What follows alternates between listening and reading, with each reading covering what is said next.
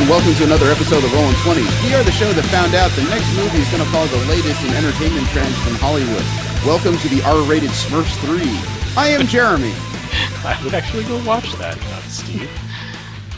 No, I won't, and I'm Jesse.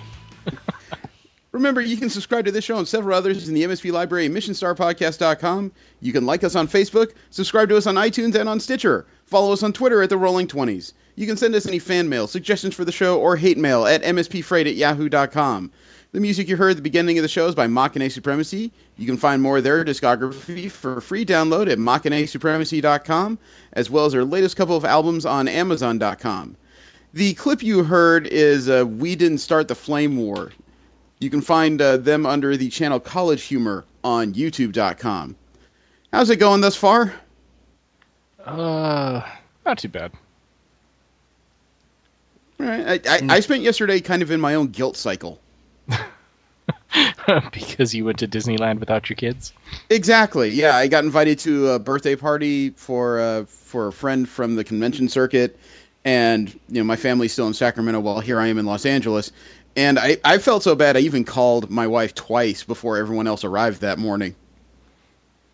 So she just kept telling me, "Go have fun. You have adult time. Go enjoy it." It's like, I know, but I'm used to yelling at small midgets while I'm here, so I'm a little lost as to what to do. She said, "It can't be that bad. Honey, I nearly scolded 3 kids that aren't mine."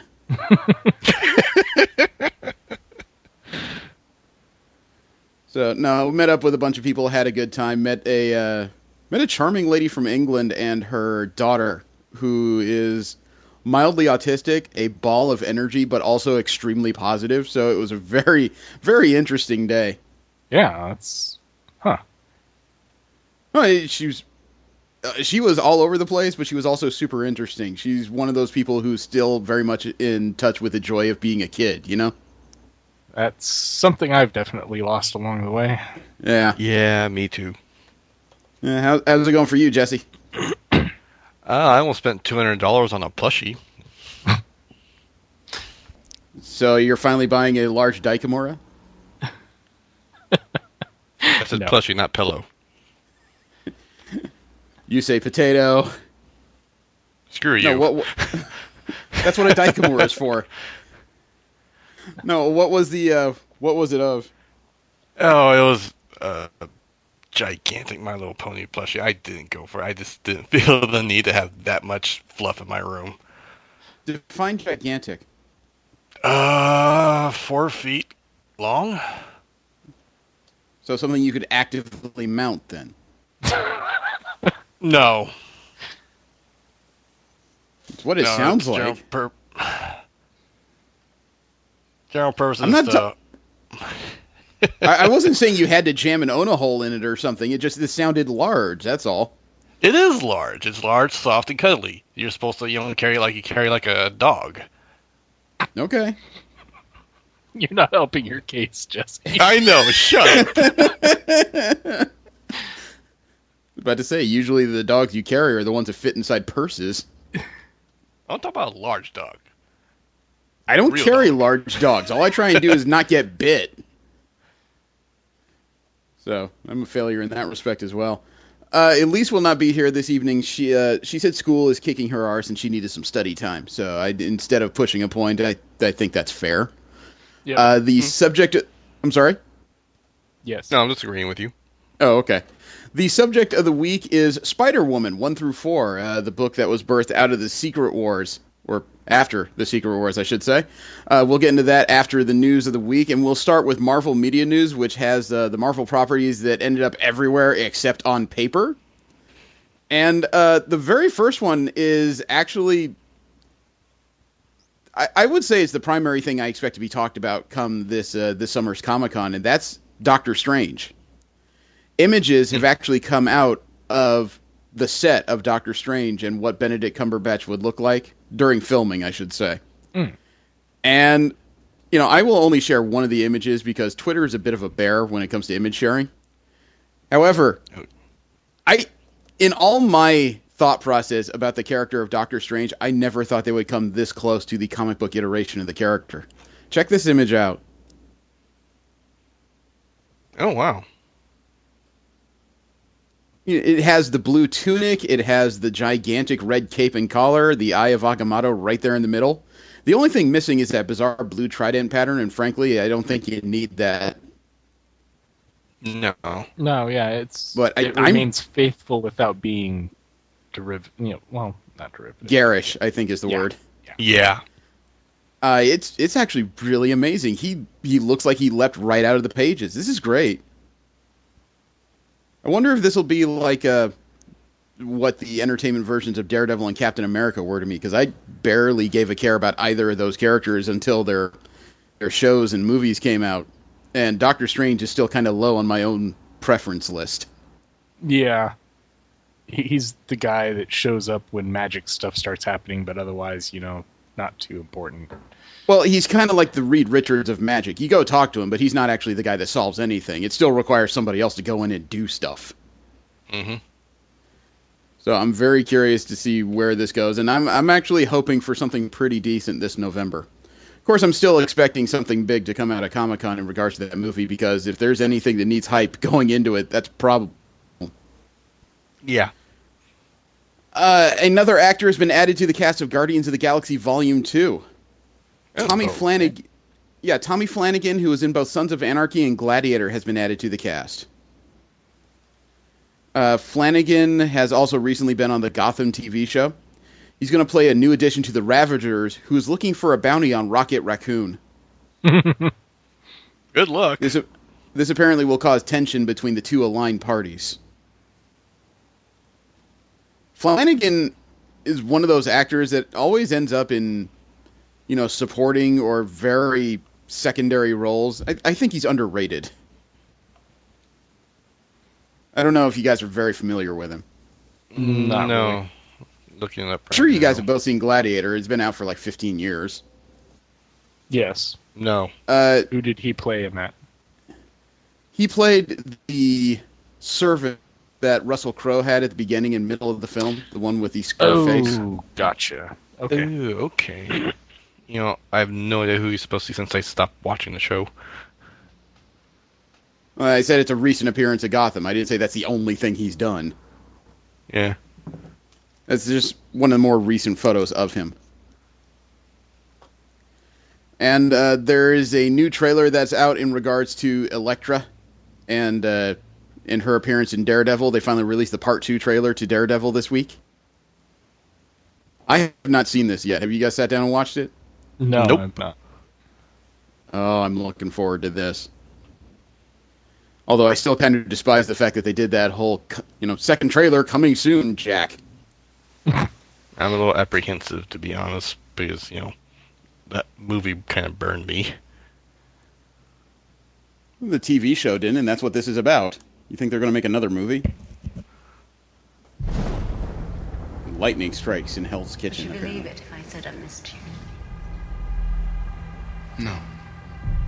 She's got some long fingers. Matthew, you're the only person I can trust. Oh, sweetheart, you don't break into my house and then talk to me about trust. Ooh. So there's some history there. What do you want from me? You fight. Yeah, she swiped left. I know. And I have information. The Yakuza never left. Ooh. That's impossible. I drove them out of New York City. No, you didn't. They just hibernated and watched you take out all of their enemies. So the Yakuza is a big deal in Season 2. Now, New York is ripe for the taking. If we do this, nobody dies. Do you understand? Nobody dies. You haven't actually met her, Bullshit. have you? Hello.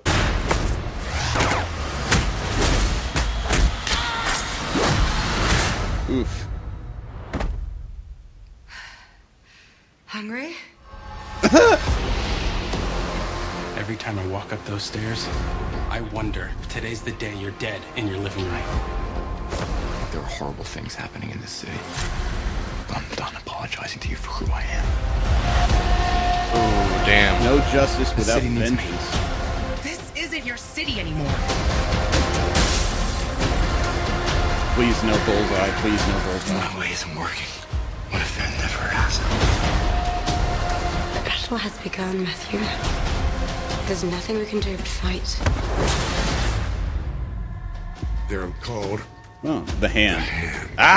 You cannot stop what we have started. The rising is coming. Let's hope they don't have a beast in this one.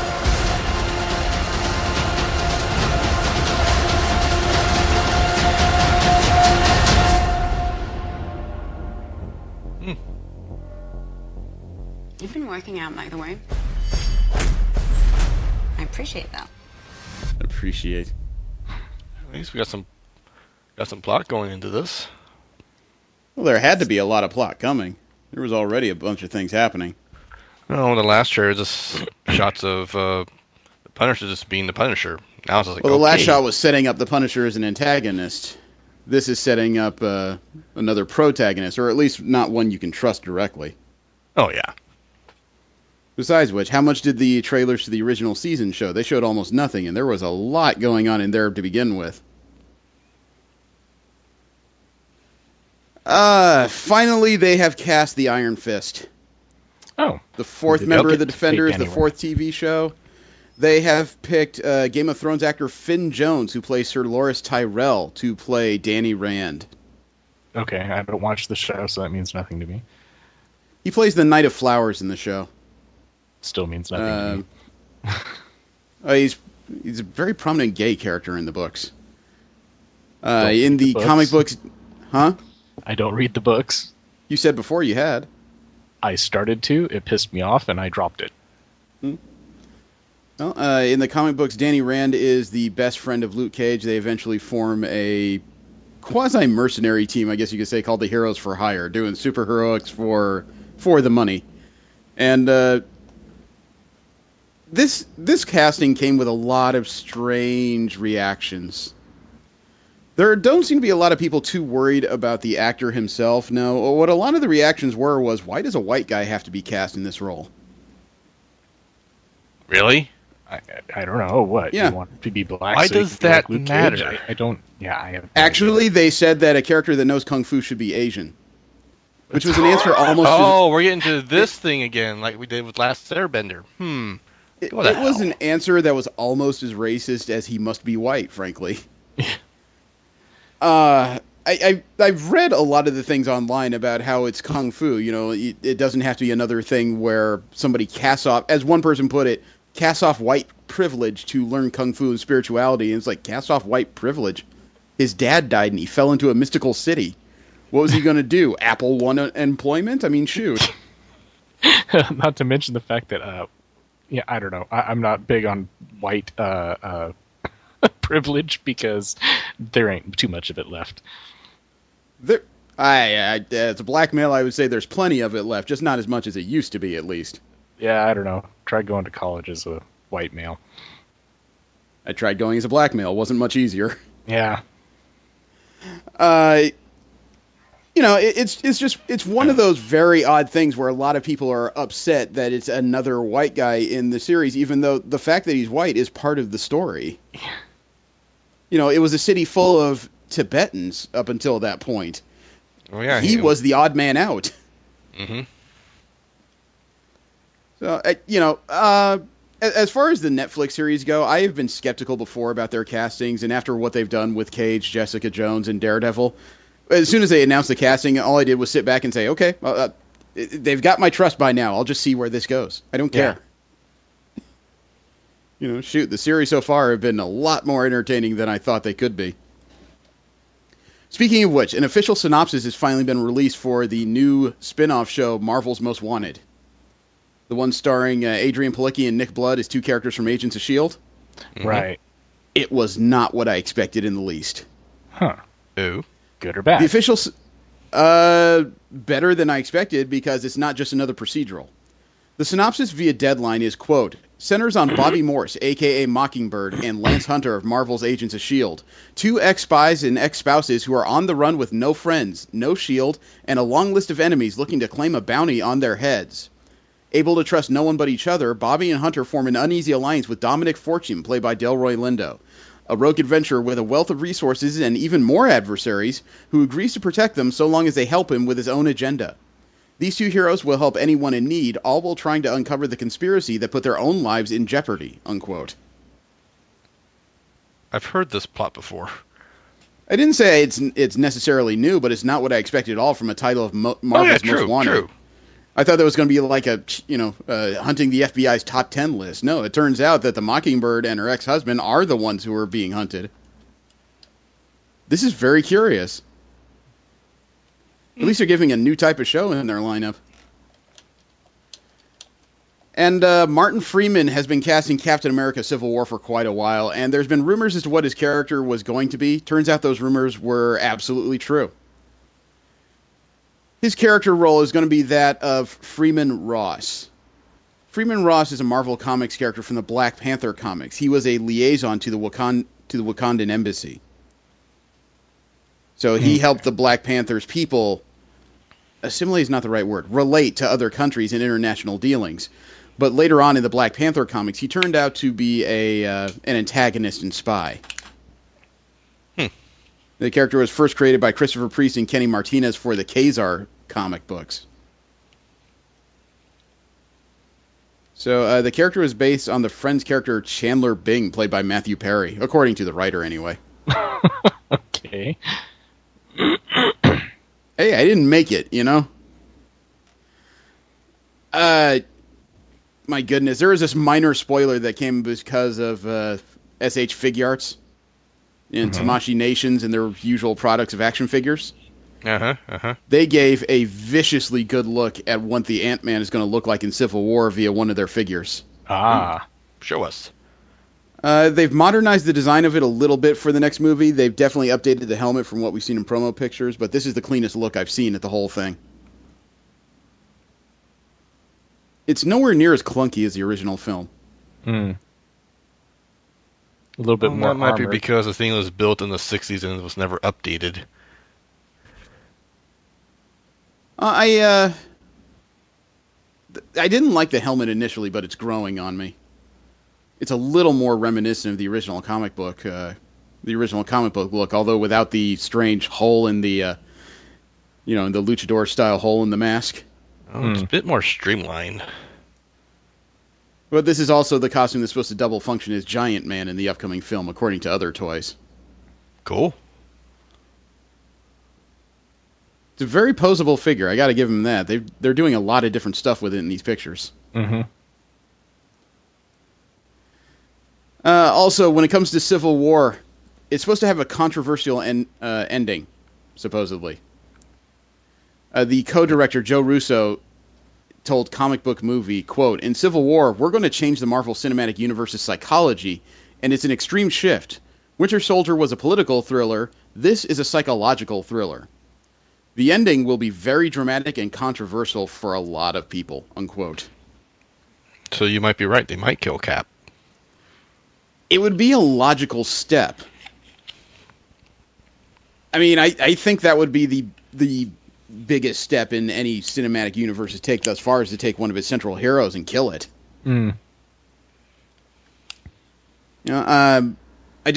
I can't say for sure because Chris Evans, the guy who plays Captain America, keeps going back and forth as to whether or not he's doing more movies after this.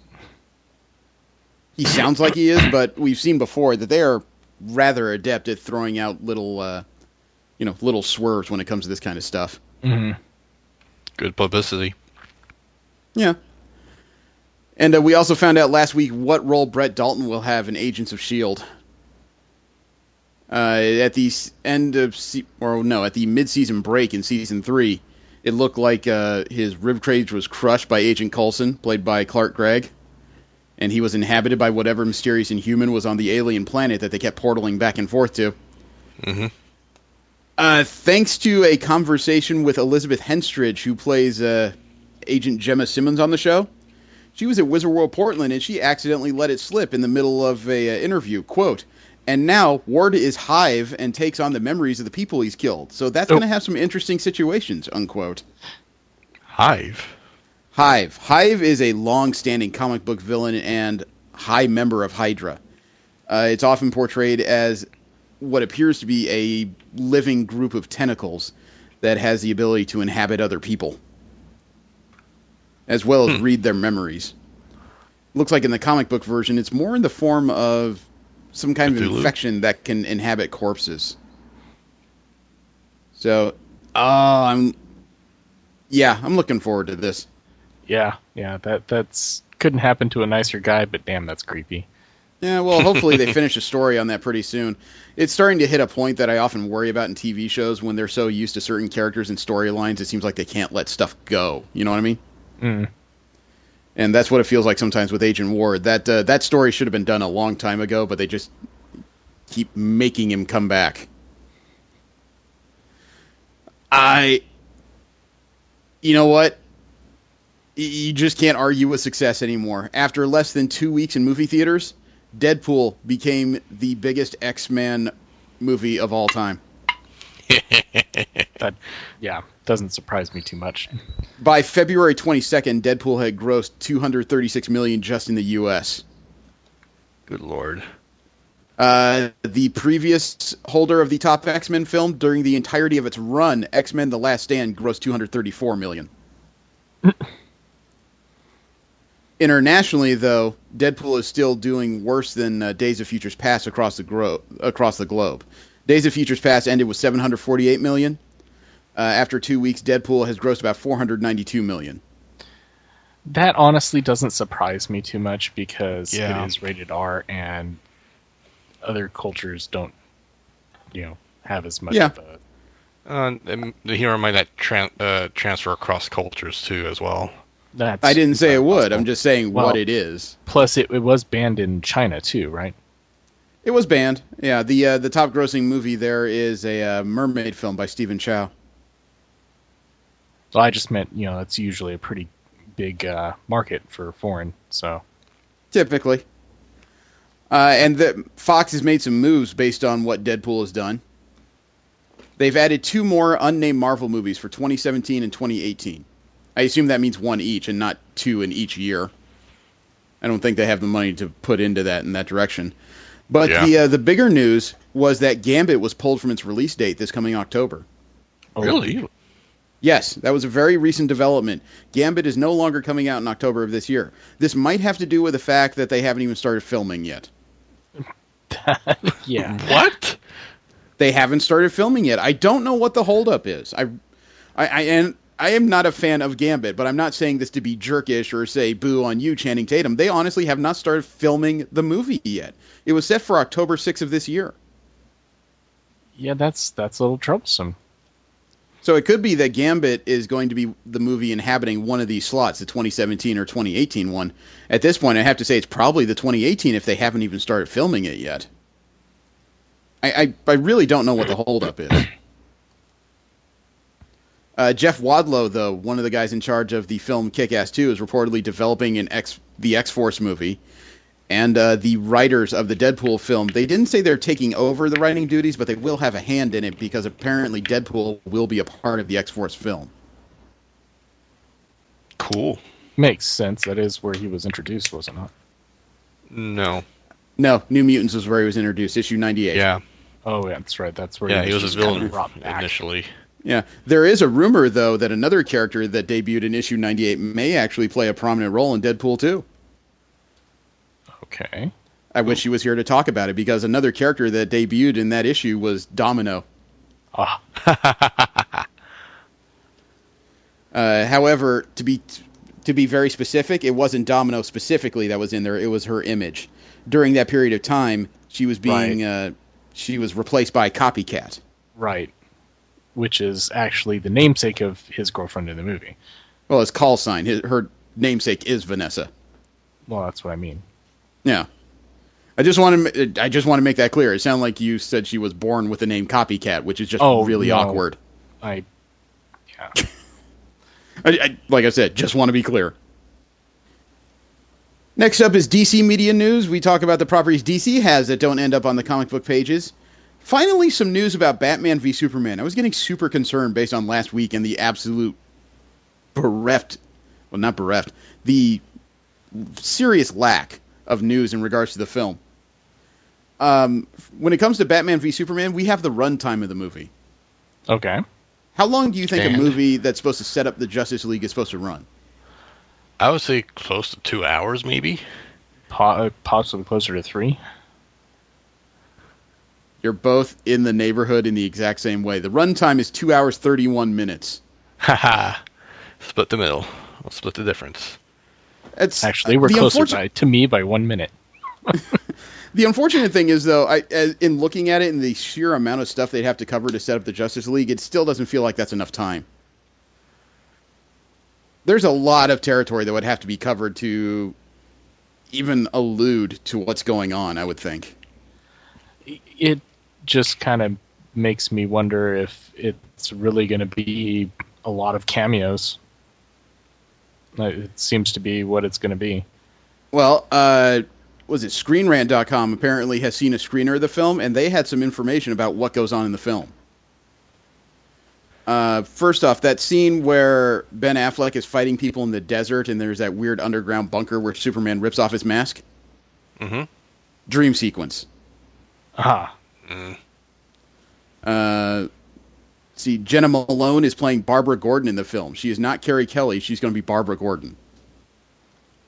I don't know if this is going to be a Batgirl Barbara Gordon or an Oracle Barbara Gordon.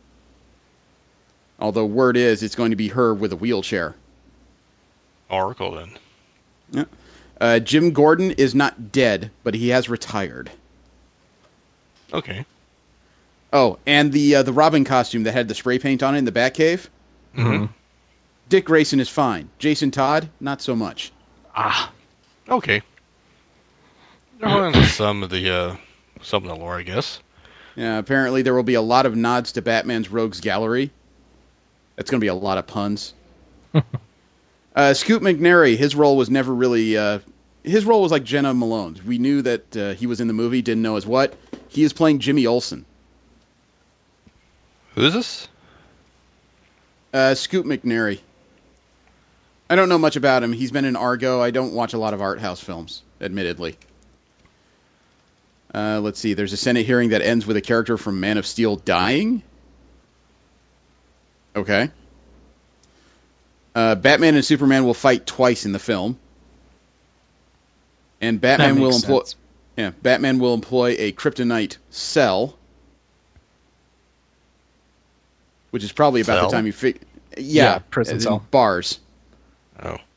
It's probably about the time he figures he needs Superman's help to fight Doomsday or something. At least that's what it sounds like. Prior bat suits that have been used by Warner Brothers will get a cameo. Apparently one of the ones from the Tim Burton era will be in a glass case. Huh. That's kind of neat. Lex Luthor will go bald from kryptonite poisoning. That's an old comic book story. Yeah. Diana Prince, the regular name or the human name of Wonder Woman, is going to be introduced as the Themysciran ambassador. Makes sense, actually. In degrees.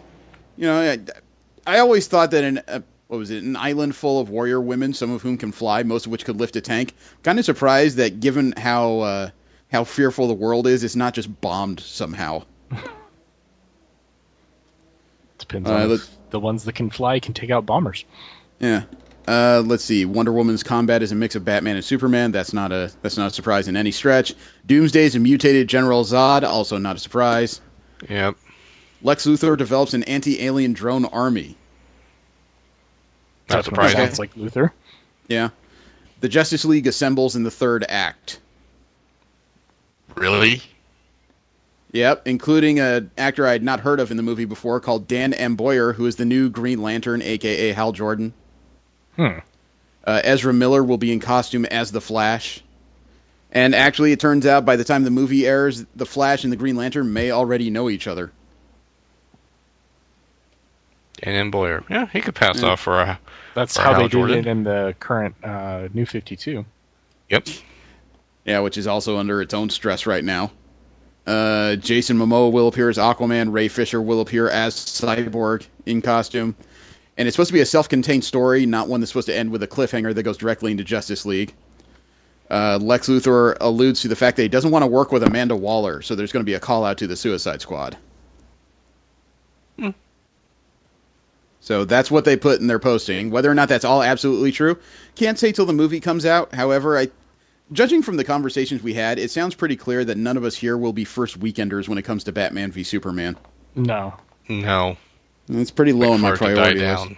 Well, I'm going to WonderCon that weekend, and while a bunch of people have just said, let's make it super fun and go see Batman v Superman, I'm thinking to myself, let's make it super fun and just sit in the hotel room and stream Daredevil Season 2. And I'm not just saying that as a Marvelite. If I thought the movie was going to be fun, I'd go see it.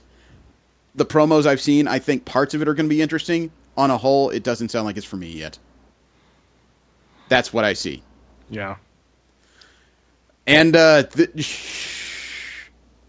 think Deadpool is actually influencing the DC Cinematic Universe. Okay. Is it? Should I be afraid? I don't know, because it's been announced as of last week that the Blu-ray release of Batman v Superman, there will be a regular release and a director's cut release. The director's cut will be R-rated. It's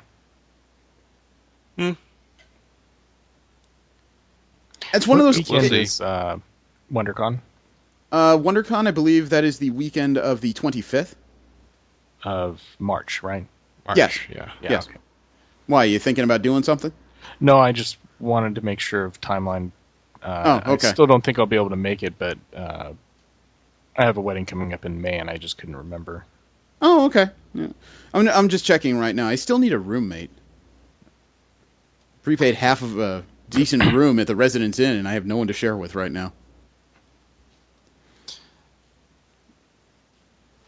Here's an interesting question. Would you pay $100 to see Batman v Superman? No. Would you pay $100 if it meant you could watch the movie as many times as you want? Not helping me. I don't know. Regal Cinemas. They are a chain of cinemas in the U.S. Yeah. They are having a special $100 Batman v Superman unlimited ticket. You will get a laser cut card with a bat logo on it. In the middle of the bat logo is the S, the typical Batman Superman logo. And you pay your $100, you get this card, you can use it to watch the movie as many times as you want while it's still in their theaters. Ticket pre-sales start this Monday at 7 a.m. Pacific time. Yeah, if you're a huge fan and that's something that interests you, I could see that being a pretty good deal.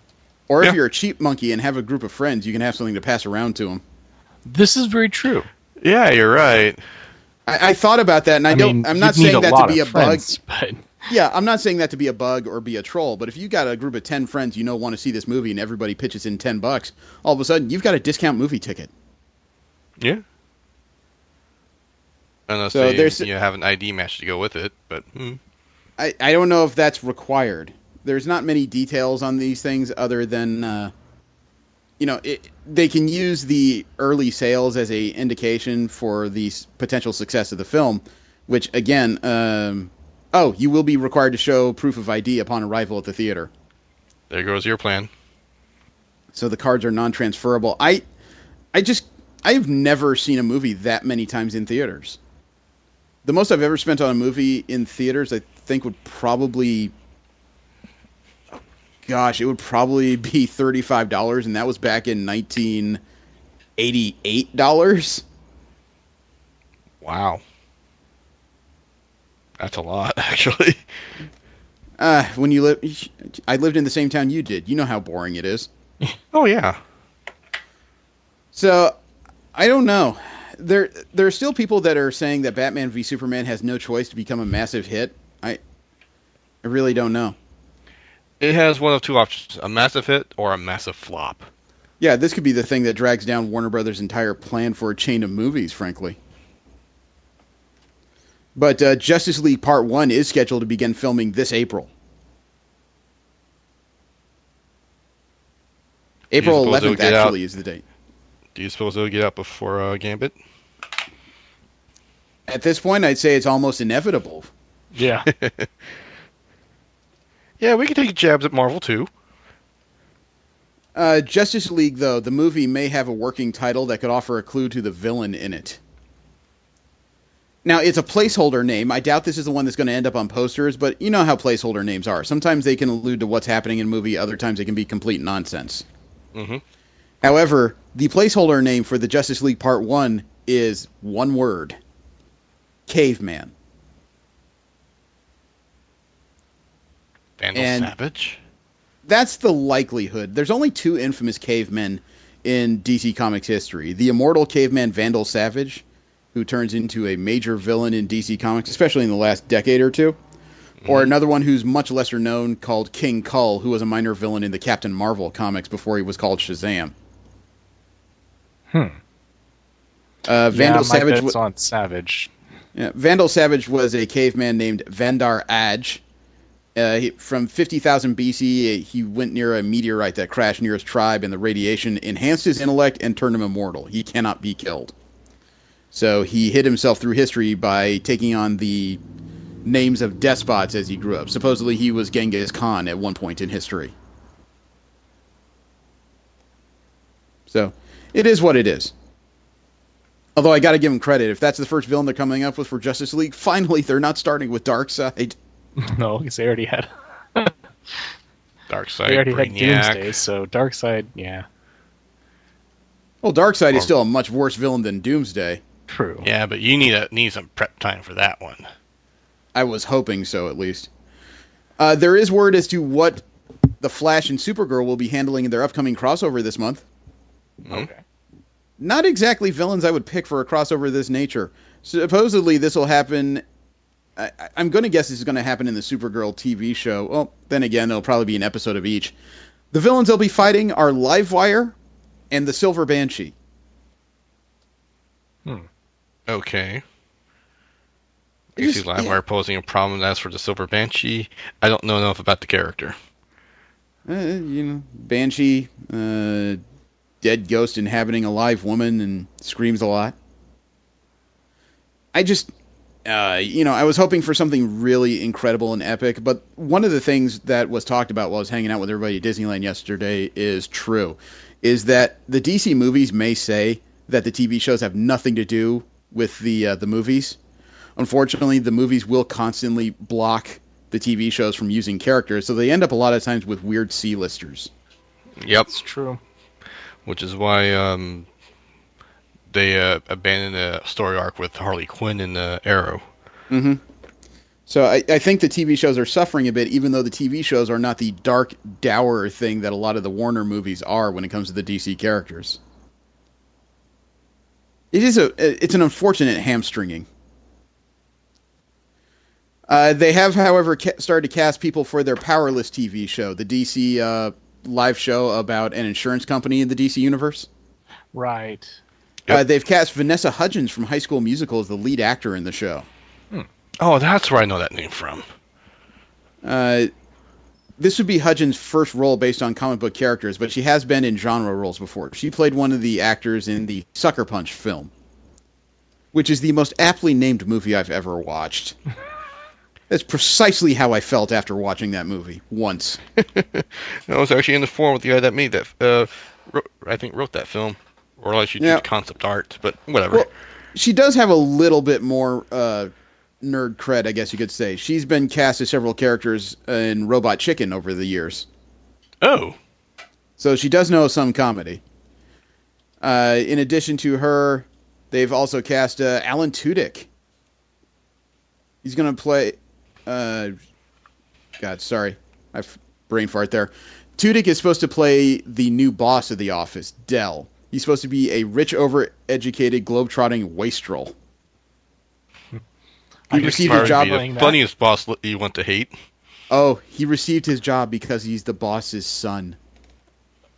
Nepotism, excellent. Yeah. And they've cast Daniel Pudi from the Community show. Daniel Pudi, he is he looks like the Middle Eastern or Indian actor that was on Community. Pudi is supposed to be Emily's primary confidant on the show and best friend at the insurance company. He's a prankster and does so as a way to make their office the least super place on Earth, just a little less unsuper. Okay.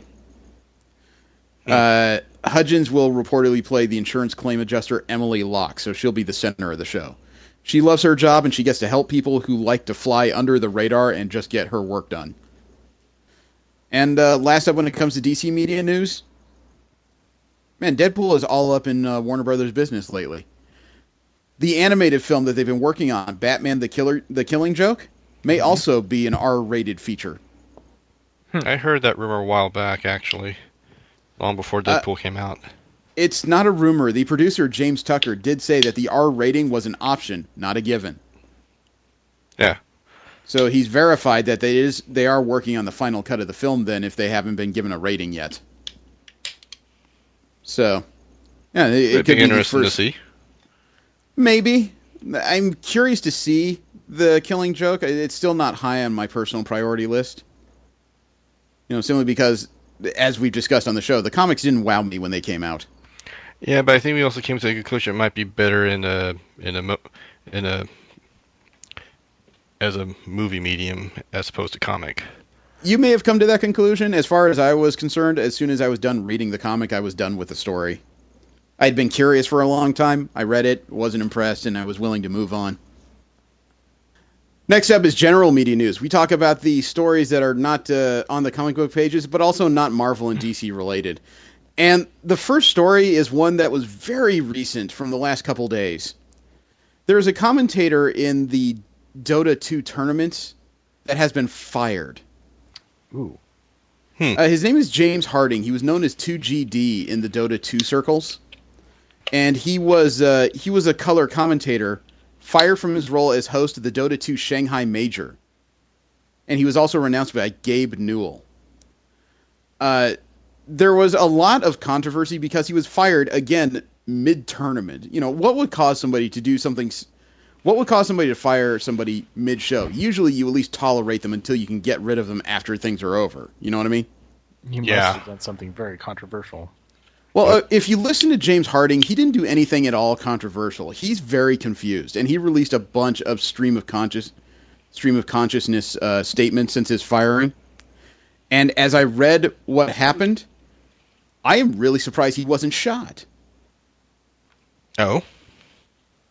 Yeah, according to Harding, he had a history of skirmishes with Valve over issues like compensation for on-air talent, the way they handle production in previous events, and he felt he had a very poor relationship with a Valve employee who had a senior role in production at the International and the Shanghai Major.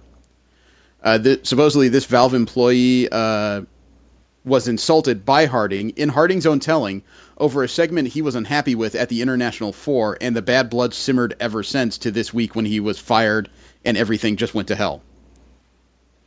Now, according to Harding, he said that he was fired, and the explanation for it was that it had to do with his tone and some of his comments. One of the comments that was cited as part of his firing was when he described one player as the bottom bitch of one of his teammates. Oh. Ooh. And he was also told that this type of commentary was disrespectful towards players. Yeah? Yeah? Oh, wait. Gets better. Apparently, at the start of the tournament, he decided to open the show with an anecdote about the difficulties of performing his pre-show pornography masturbation ritual in China.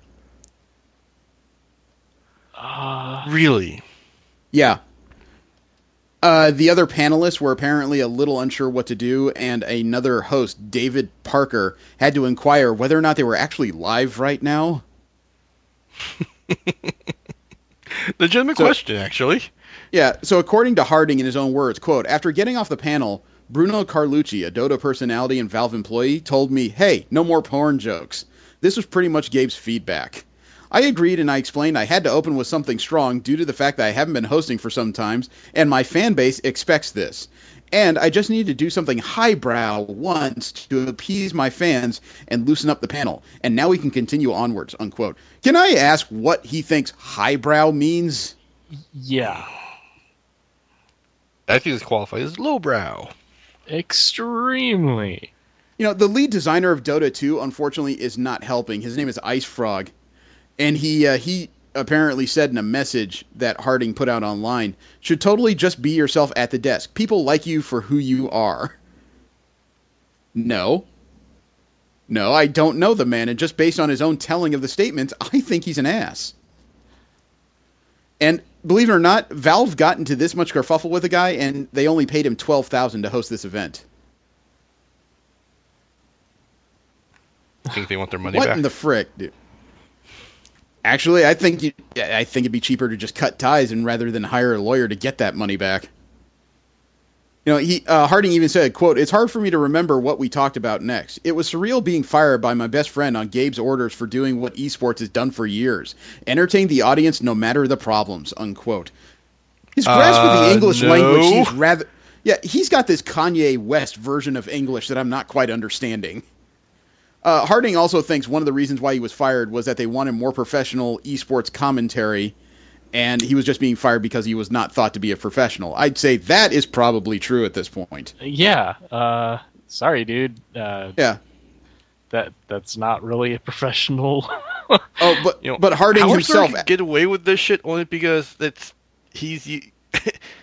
I don't know. How does he get away with the shit he does? Dude, Harding even said in his own words, quote, "I'm angry we are pretending to be sports when we are not," unquote. Not quite the point here. Yeah, I mean, let's be real here. Sports doesn't get away with that stuff. Either. According to the story on Kotaku, Harding was also provocative throughout his time with the tournament, from his bizarre opening segment to his repeated declarations that he no longer follows nor knows anything about Dota. Why the hell are you commentating? He must have known somebody. Somebody must have hired this fool just for being whoever he is. Well, he did say he got fired by his best friend, so somebody there definitely knew him. Yeah, quote, "So if I'm wrong, Gabe, and you just fired me because I'm not your cup of tea as a host, that sucks. You fucked up. And now I seem to be paying for it, kind of. I don't know. It's a weird situation to process," unquote. It's not weird. It's not weird. You're an ass, and they didn't need this anymore. I'm a professional at Dota. Important to keep. Yeah, I mean, just based on his own statements, his entire professional behavior is basically, "I'm a commentator on Dota 2. What's Dota?" Yeah, I don't need this.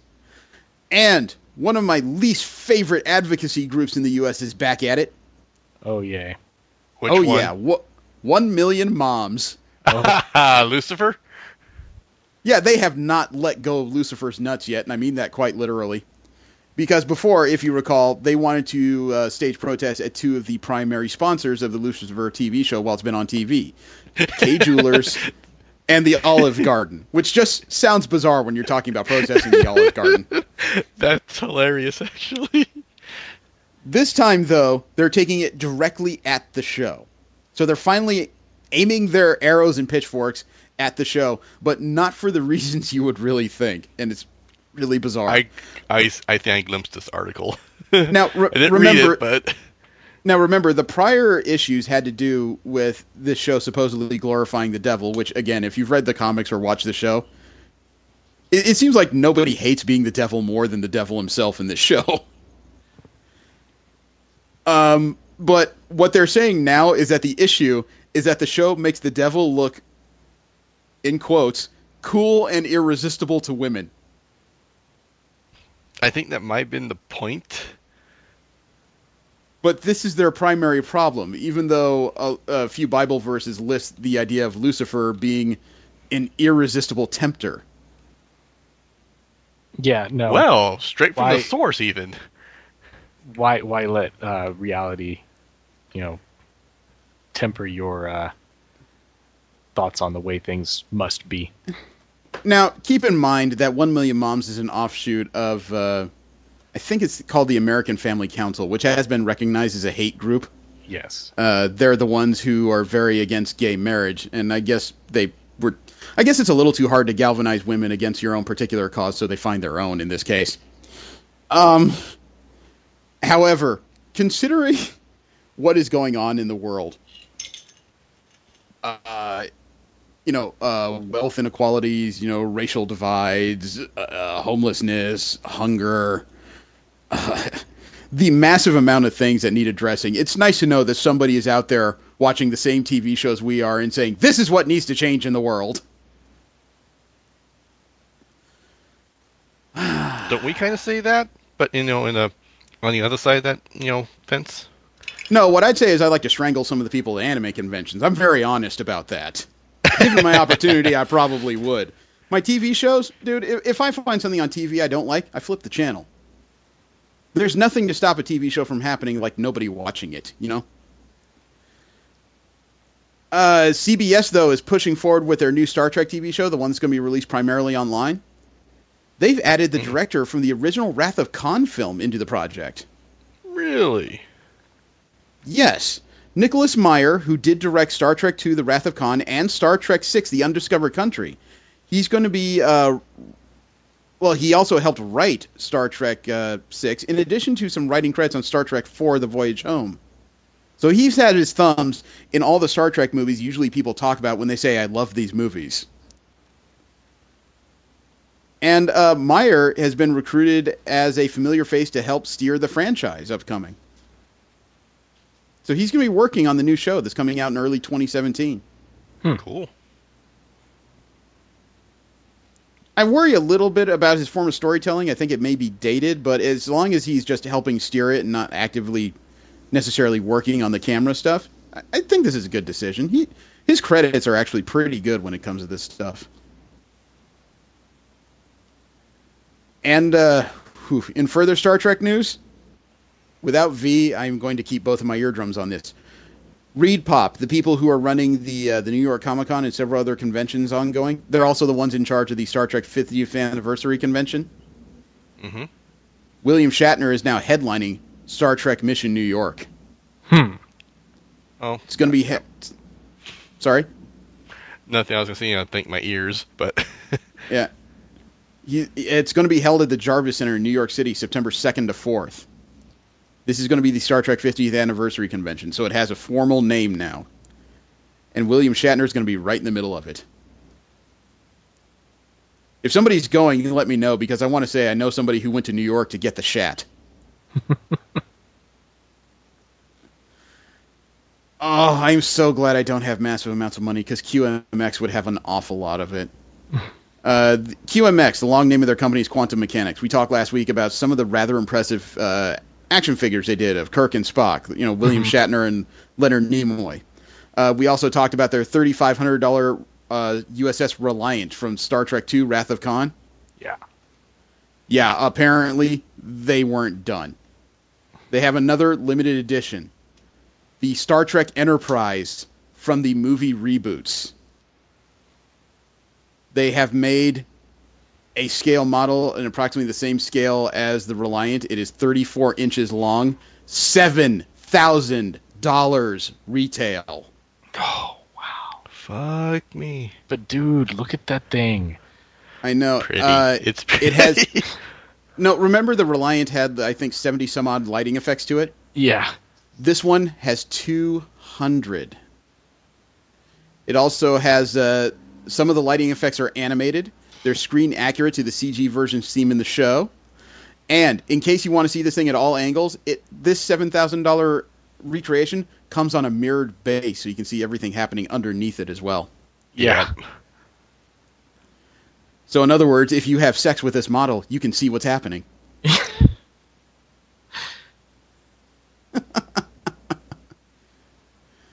Oh my goodness, this is an impressive piece. You notice that even the rear shuttle bay door is open on this thing? It's like the third or fourth picture from the bottom. The bay itself is actually open at the rear. Huh. Now, I was looking at these just thinking how impressive it is that somebody put this together. And, of course, the internet being what it is and the type of people that tend to inhabit it, all I heard were complaints about, why does it have to be the stupid JJ verse one? Why couldn't it have been the one from the motion picture or even the original one? I hated that it looks like a race cars. And you people complain about the weirdest stuff. Yeah. It's like anything else. I If you actually don't prefer this one. Yeah, it's like anything else. If you don't want it, don't buy it. You don't have to sit there and crap on it because it's not what you remember, But regardless of your impression of it, or regardless of your favorite version of Star Trek, this is a super impressive mock-up. Yeah. Yep. And who knows? There would be... they might be willing to make the original. People don't, keep mouthing off and ruin it for people. The other thing that struck me, though, was that if I ever had $7,000, I might order this, but as soon as I ordered it, I would be frankly just paranoid about every step. Somebody's got to carefully put this into a box. Somebody's got to ship it across the ocean on a gigantic boat. You got to offload it from the containers into a truck that hopefully makes it here in one piece. Otherwise, I'm out $7,000. And then you got 3 pairs of grubby hands. No, because I have to cut them off at the wrists. There's been a lot of talk about Steven Spielberg's adaptation of Ernie Klein's Ready Player One books. The storyline about the books is that it's a near future where everyone in the world is connected via online virtual reality called Oasis. And when the creator of Oasis dies, he creates this Willy Wonka-esque treasure hunt for control of the company, which includes several people, including the avatars of Parzival and Artemis. And people dedicate their lives to finding this thing so they can take over the company that runs Oasis. So this is the movie that's upcoming, and they just cast the lead, the person who's going to play Parzival. Believe it or not, it's Cyclops. Which one? The actor's name is Ty Sheridan. He's the one who plays Cyclops in the upcoming X-Men Apocalypse. So he's the one that plays Parzival, a.k.a. Wade. If you're looking for any other acting credits, the only other thing I could find was that he starred in the recent Scout's Guide to the Zombie Apocalypse, which apparently almost nobody saw to begin with. Yep, I didn't. Now, how would you feel if you saw a fantasy movie that had a Guardians of the Galaxy style tone? Okay. It'd be weird. Well, prepare for the weird, because apparently that's the goal of a new Dungeons & Dragons movie. Oh. This movie is coming out via Warner Brothers, and the director of this movie has already been picked, a man named Roy Lee. He said, quote, "I think it will really be moving forward quickly, and I don't anticipate it not getting greenlit this year. Mostly because Warner Brothers has DC now, and Lego, and the Harry Potter universe is being cultivated as their franchises. I believe they see Dungeons & Dragons as something that could be cultivated as a multi-universe movie where there could be spin-offs from the first movie being in Forgotten Realms and subsequent movies being in different worlds. This new Dungeons & Dragons will be a Guardians of the Galaxy tone movie in a Tolkien-like universe. Because when you think of all the Hobbit movies and the Lord of the Rings, they all have an earnestness to them. And to see something fun, a Raiders of the Lost Ark romp inside that world, I feel it's something the audience has not seen before," unquote. You know what? That has potential. So he said that the first movie was based in Forgotten Realms? Because I got news for you, buddy. No, it wasn't. It said a multi-universe movie, spin-offs from the first movie being in Forgotten Realms. I'm not quite sure what that phrase work means. I don't know if he means the first book or the first movie is supposed to be Forgotten Realms, or if the first proposed spin-off is. Or maybe it's a bad play on okay, words. so like his first movie is going to be based in the Forgotten Realms. Okay, I guess I can potentially, because I don't. I'm thinking of the first Dungeons and Dragons movie, the one that had the Wayans guy in it, and it was horrible. Yeah, that's what I'm worried about, because he's talking about a Guardians of the Galaxy style romp. I think that's what they attempted in that movie, and it failed horribly. Because and I'm just thinking of that movie going, no, that was not in the Forgotten Realms. Obviously they're going to be restarting this franchise. They want to make something semi-serious. Well, again, this might work, but their execution needs to be spot on. Because I remember watching that first movie, and it's like, there have been two Dungeons I almost and Dragons forgot it movies existed. already. There have been two of them, both of which were awful. I can't say, however, whether or not those were Warner Brothers films, because I wasn't paying that much attention. I want to say they were Lionsgate. Yeah, I didn't even realize there was a second one. There was a second one. I think it came mostly directly to TV and movie channels. And I watched it. I couldn't tell you 90% of it, because it almost seemed like somebody tried to make a videography out of a couple bad D&D sessions. And I mean that sincerely. I've been in good ones and I've been in bad ones, and this sounded like a bad one. Now, I wouldn't mind if they tried to make something like Knights of Badassitude. You mean Knights of Badassdom? Or Badassdom, yes, thank you, sorry. That was a fun movie. See, that, but they were trying to do something rather intentional there, not... Oh yeah, they made a bad horror movie, and they meant to make a bad horror movie. That's why it was fun, frankly. Remember I talked earlier about how the #1 movie in China was a mermaid movie? Yeah. Well, believe it or not, it's broken records. The movie is called The Mermaid, and it has grossed more in China than Star Wars Episode 7 did this year. Really? Damn. In 2 weeks, The Mermaid has made an estimated $431 million. It's the Stephen Chow movie, and it's one of the ones that people have had an issue with because Stephen Chow, often when he directs, he's in the movies. Right. Like Shaolin Soccer. Right. However, while Chow directed this movie, he wasn't in it, which apparently is turning a few people outside of China off. They're used to him being in the movie as well as behind the camera. In The Mermaid, a good-hearted mermaid named Shan goes on a mission to seduce, then kill a man named Lin Xuan, a human industrialist who's been polluting and destroying the oceans. Her half-octopus uncle is spurring her on, but Shan and Lin Xuan fall in love, and that's the primary premise of the movie. It almost sounds like The Little Mermaid, just, sweet and sour style. Yeah. I like Chow movies, though. I would like to see him in it. However, I think Chow's movies are just fun, tongue-in-cheek kind of affairs. I'd love to see this. Of course, I'm unusual, and I know this. Aren't we all? Well, speaking of which, there is something that's putting certain segments of the anime community into an uproar. Okay. And as per usual, they're in an uproar making decisions on something that hasn't even come out yet based on just the name of the series it's based on. Which one? Sword Art Online. Okay. Sword Art Online, we all know, is the story of people who are trapped within an online game, and the prospect is you win it, or if you die in the game, you die in real life. It's a virtual reality game, right? Right. Mm-hmm. Okay. IBM has announced that they want to do a Sword Art Online-inspired virtual reality MMO. And they're looking for playtesters. I don't know about that. I know they're still working on alpha testing. But they want people in the Tokyo metropolitan area for the test. Right. Now, I find this interesting because it's the first of its kind. If it works, it could really change the nature of virtual reality and its marketability. However, because a lot of people read that this is like an MMO based on the idea of Sword Art Online, the first things I say is weeaboo crap and all this weird nonsense that just makes no sense. They're prejudging it just based on the material that they're emulating. So I would like to see, this is a virtual reality game.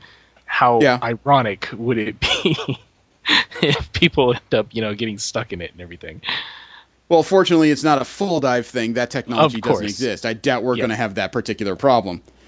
I guess my issue would be, what would teabagging look like in VR? I don't know. From game standpoint, probably like teabagging. From reality standpoint, hilarious. And I have a last bit of general media news. It's also a sad bit of news. The head writer of Gundam Seed, Chiaki Morisawa, passed away last week. Oh.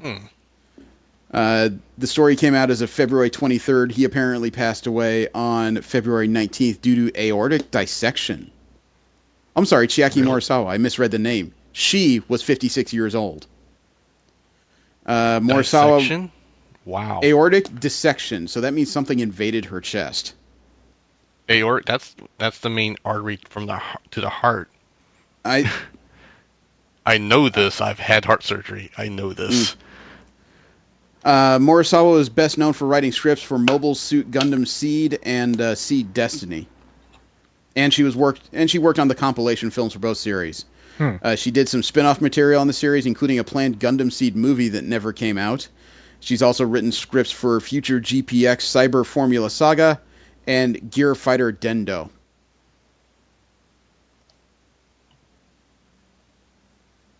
That's all there is on it. That is unfortunate.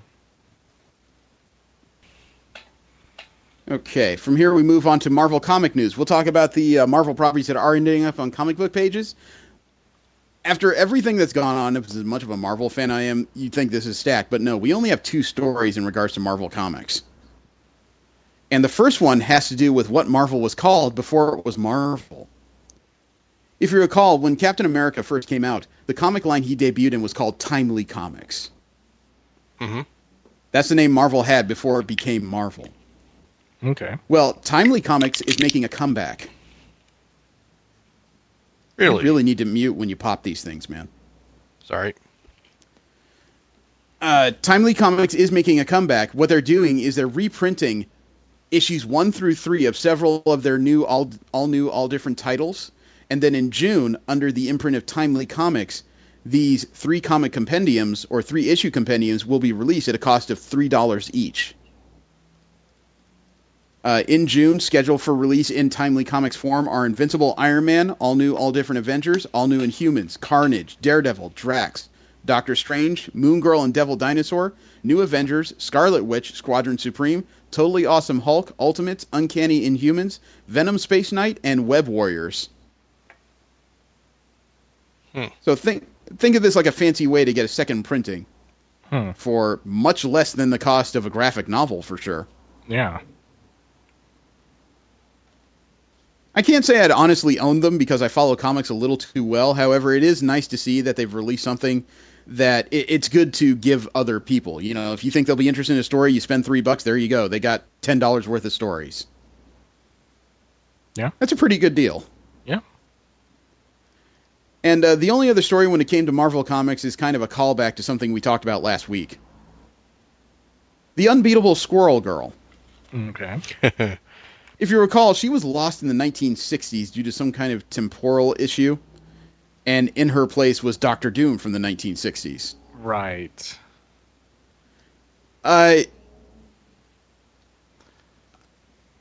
Apparently what happened was she found out that Doctor Doom was behind plans to go back in time to meddle with history and take over the world via an army of Doombots. She figured this out with some of her computer science classmates from Empire State University.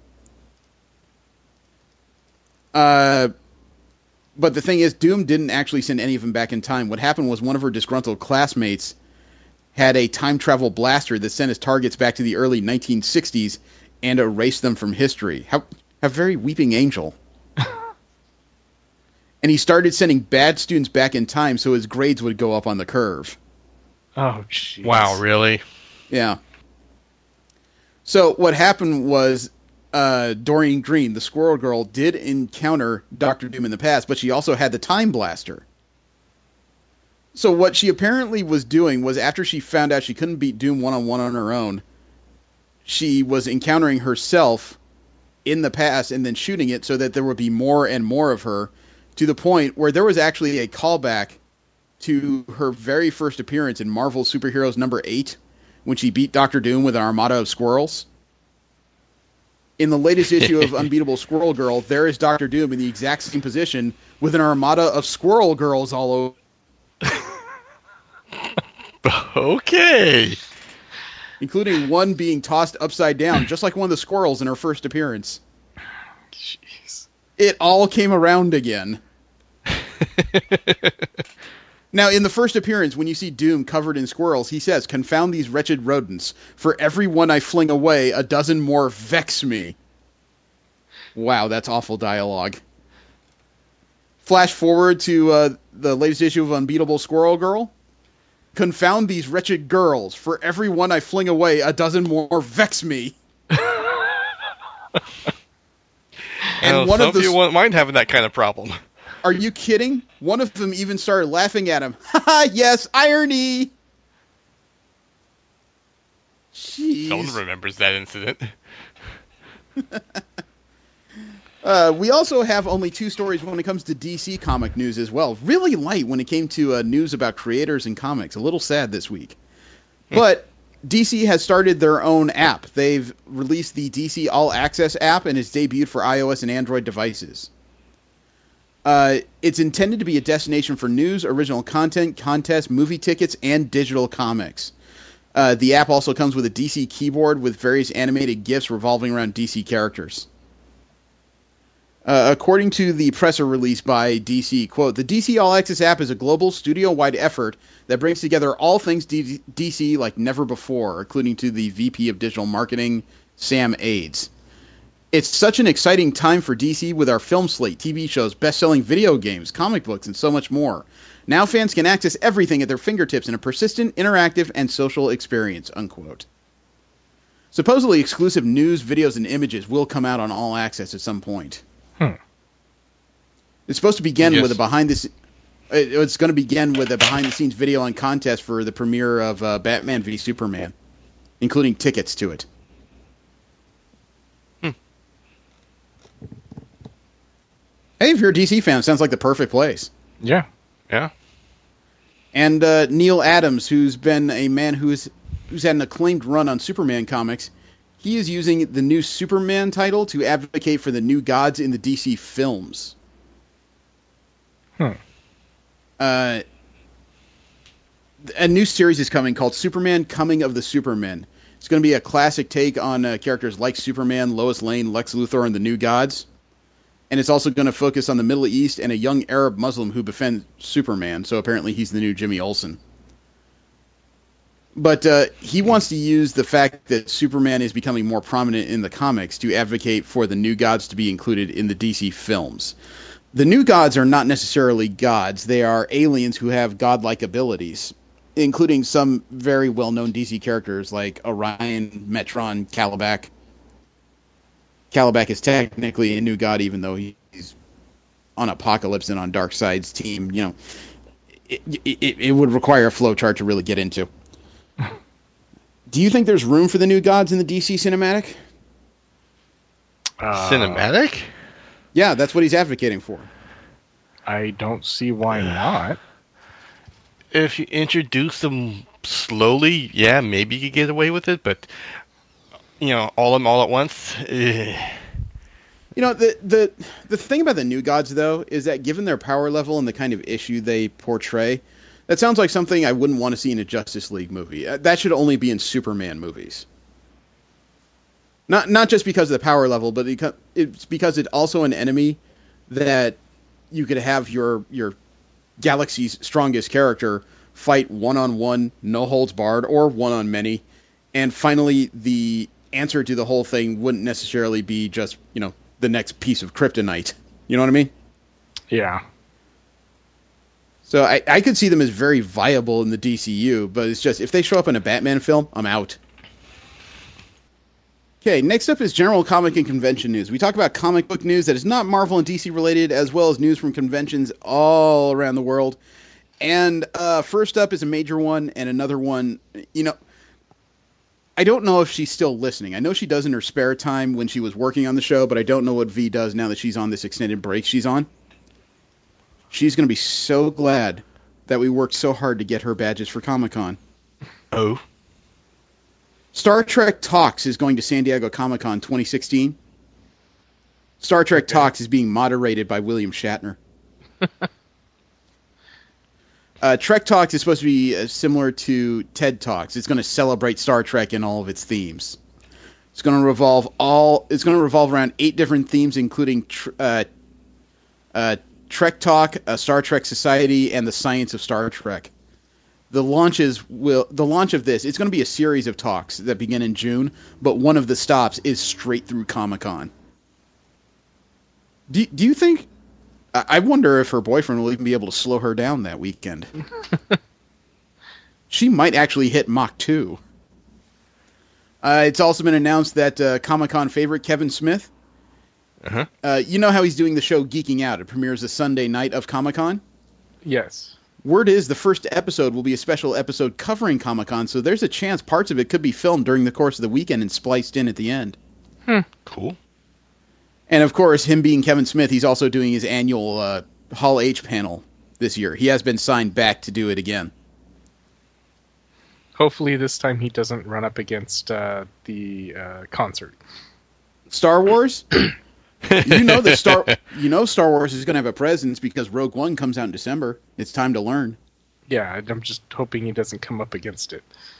Well, if he does, J.J. Abrams can go take him behind the stage and get on his knees, frankly. At that point, I think he would owe him. It's like 2 years in a row. Come on. Pretty much. WonderCon, they've released their exhibitor list as well as the map of how they're going to use the convention center. I've been staring at it, and it does indeed appear that WonderCon will use the entirety of the convention center. They don't appear to be sharing with anything this year. There's a little bit of an indication that some of it may happen at the JW Marriott ballrooms as well. The JW Marriott is the headquarter hotel for it this year down in Los Angeles. It looks like they'll also be using the Microsoft Theater for something, which means I better not take a large camera in there, otherwise they'll try and kill me.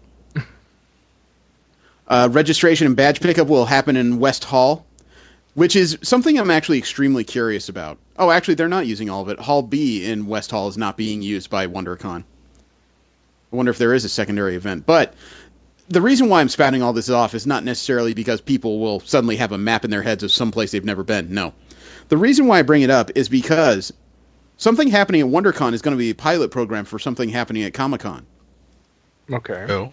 It turns out WonderCon will be the first convention Comic-Con International introduces the RFID badge chips at. Ooh, yeah.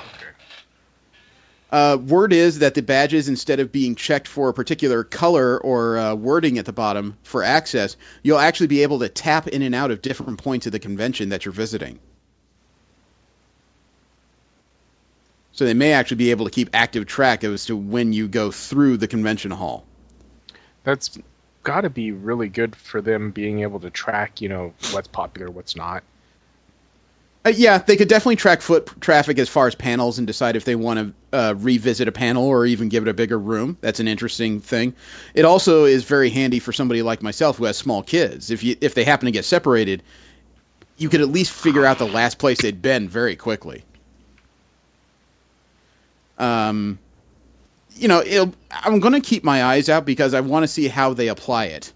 Especially since this is a building that WonderCon on a whole, it looks like they have a good idea how to use it, but they haven't technically used it at all yet. I hope that made sense.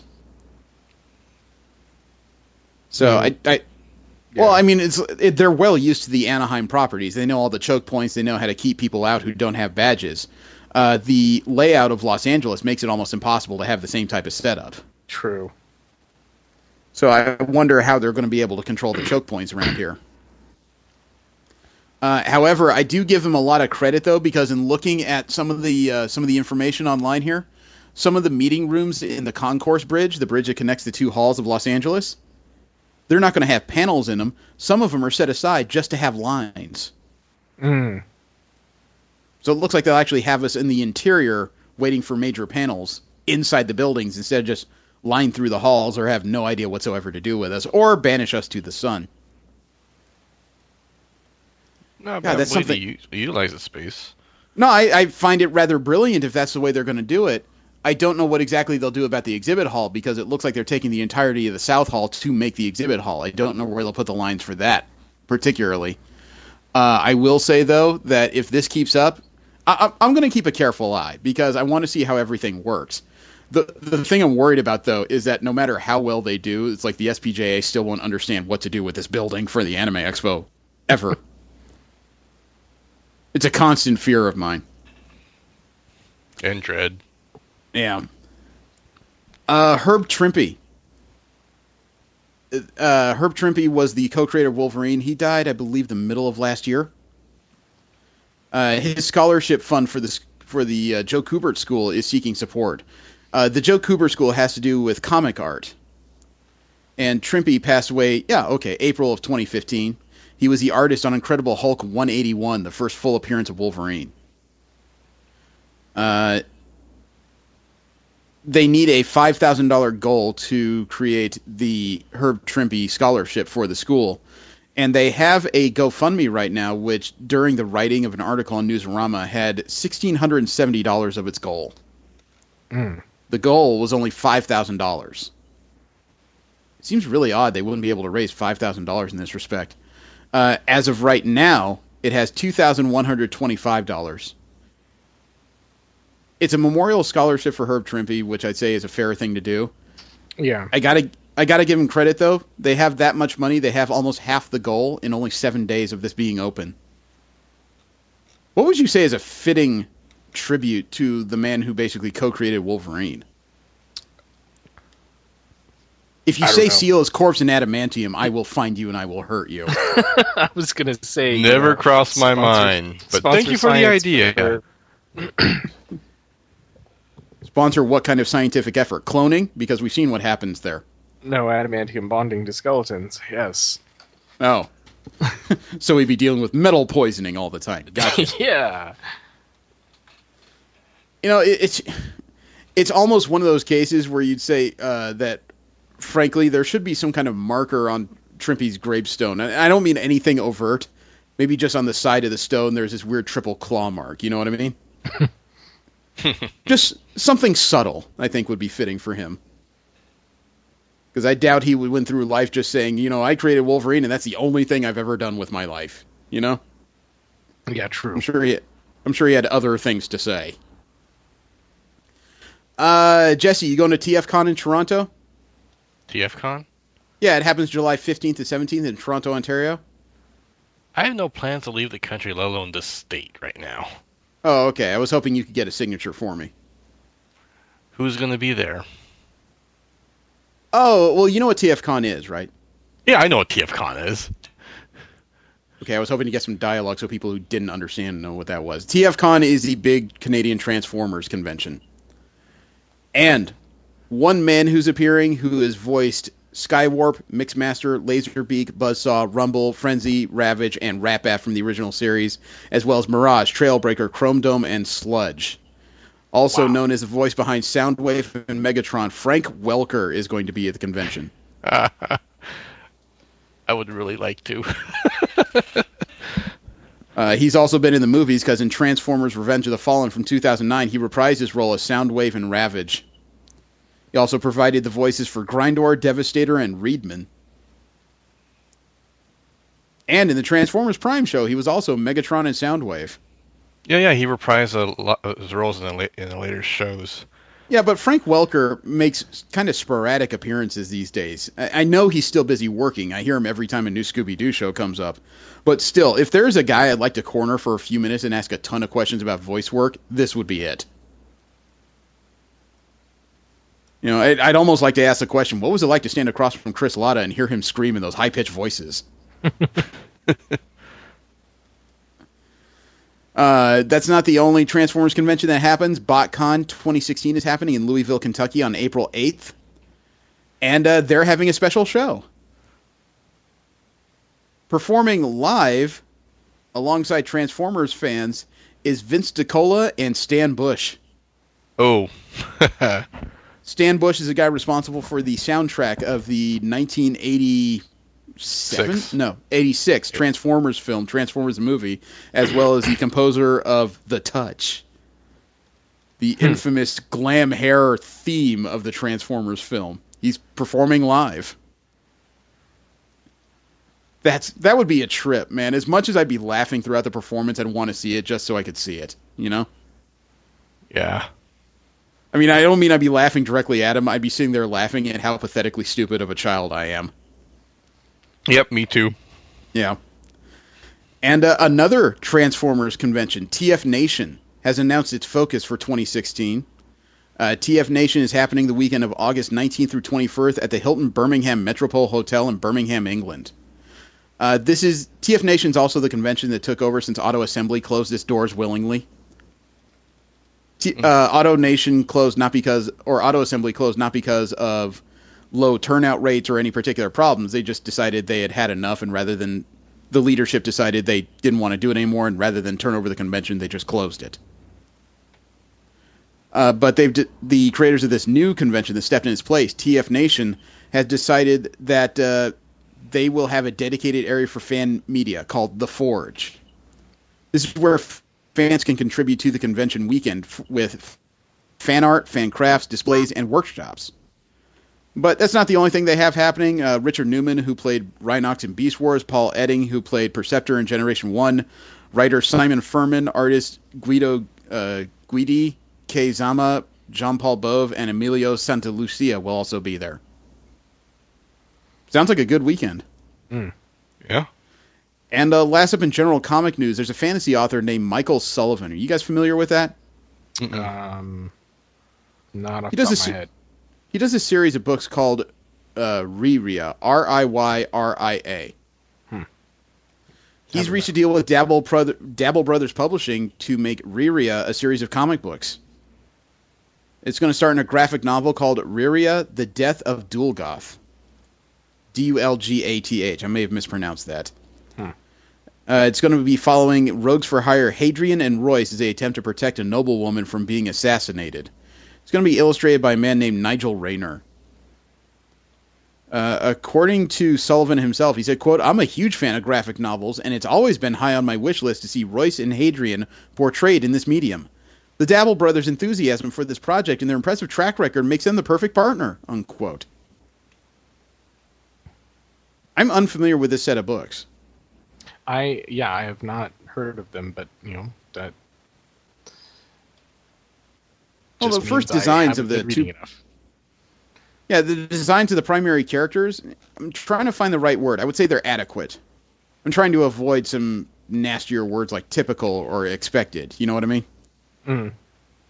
Because, as I've said before, there's very few themes out there that are absolutely original, so it's all about the execution. At least in my mind, anyway. All right, and last up, we have our WTF. Those are the stories from across the internet that just really make you wonder what trajectory humanity's going to have in the next few years once you see the depths of its depravity. Ain't going to be the Federation. The what? Federation from Star Trek. Oh, ain't going to be the Federation. I thought you said it was going to be the Federation. I thought I had to pick up a chair and smack you with it or something. But being that it's a WTF corner, we always start with one of our favorite subjects, video game videos. Stories of incredible plays, graphic bugs, or physics glitches that really make Reed Richards seem much more feasible as a character. And the first one, actually, is from a game we haven't seen in a little while. Star Wars Battlefront. Oh, okay. It has been a bit since we've seen it, hasn't it? Yeah. People are still playing it, and they must be, because a video came out from the channel of user Kayla Friedel, Fridel. This one has to do with something I was aware of, but I never actually seen. Somebody got the hero chip to play as Emperor Palpatine. Huh. And something unusual happened when they tried to use the character. This video is called Emperor Pipe It Up. Oh, God. I sent the video. Here you got Luke Skywalker fighting Emperor Palpatine. And Palpatine avoided him. Hitting him and Han Solo. Gets smacked, and all of a sudden he glitches, and you notice that weird motion he's doing? He is sashaying across the battlefield. And now he's sidestepping. Look at that. And not only that, they won. Yeah, animation error. It did look like he was just kind of stepping in the middle of a music video, didn't it? Yeah. But we actually have a massive play that harkens back to something else we've seen, and you'll understand when you see it. This video is a Call of Duty Black Ops 3 video. Really? I think, yeah, we've had Call of Duty Black Ops. I don't know about 3 before. This one came from the channel of user Pancho Camacho, who you will see in Lucha Underground next week. He titles this video very simply, Combat Kill Across the Map 2. Oh. I can't believe there's a sequel to that. Oh. I sent the video. This Hail Mary play. I sent the video. Okay, getting ready for a match. Counter's gone. Throw a knife into the sky. And look over here. Okay, get over here. And I killed somebody. It gets better because here's the replay. Here's the start of the match. Throws a knife into the sky. Sails over a building. Nope, there you see it. Comes down on the other side of the map. Rebounds off the banister. On the move. And this guy running got him right in the back. Oh, it bounced too. Yep. And then I like how this other guy turns around and just goes, "What the hell happened, man?" Dude, that's gotta suck so much. That's when you hate everybody. I expect a lot of swearing from that guy. You hate the guy that threw it. You hate the guy that didn't get caught in it. You hate yourself for getting caught in it. You hate everybody. Now, we go from the incredible play to the unusual. We're back in the realm of Battlefield 4. Remember that one? No. The combat game where a lot of unusual stuff can happen. You can fly choppers and planes and all kinds of stuff. This is going to involve some havoc. Because this came from the channel of user Mercury1, spelled MERKURY, space ONE. He titled this particular video, Gooch FL reporting for duty. I really hope Gooch is the name of another player and not a character in the game, because I would never take that seriously. I sent the video. So there he is running uphill. You can hear a helicopter somewhere, right? Yeah. It's firing at me. There it is. And plane! Somebody checked out of the plane, landed on his feet, and said, "Hey, you ready for this or what?" Yeah, I did that. Wow. I don't think that's something they teach you in flight school. When all else fails, ram it. Yeah, generally they want you to bring the plane back. It's a little more... The plane is more valuable than you are, usually. Oh, it's a plane that Japan retired. Can't believe I went there. Let's see. Next up, Uncharted, the Nathan Drake collection. We get those once in a while, and it's usually something very unusual. This one came from the channel of user... I'm not even going to say that because I'm afraid what's going to come out of my mouth. It's spelled Pixelcium. But they titled this particular video, Worst Rocket Guy Ever.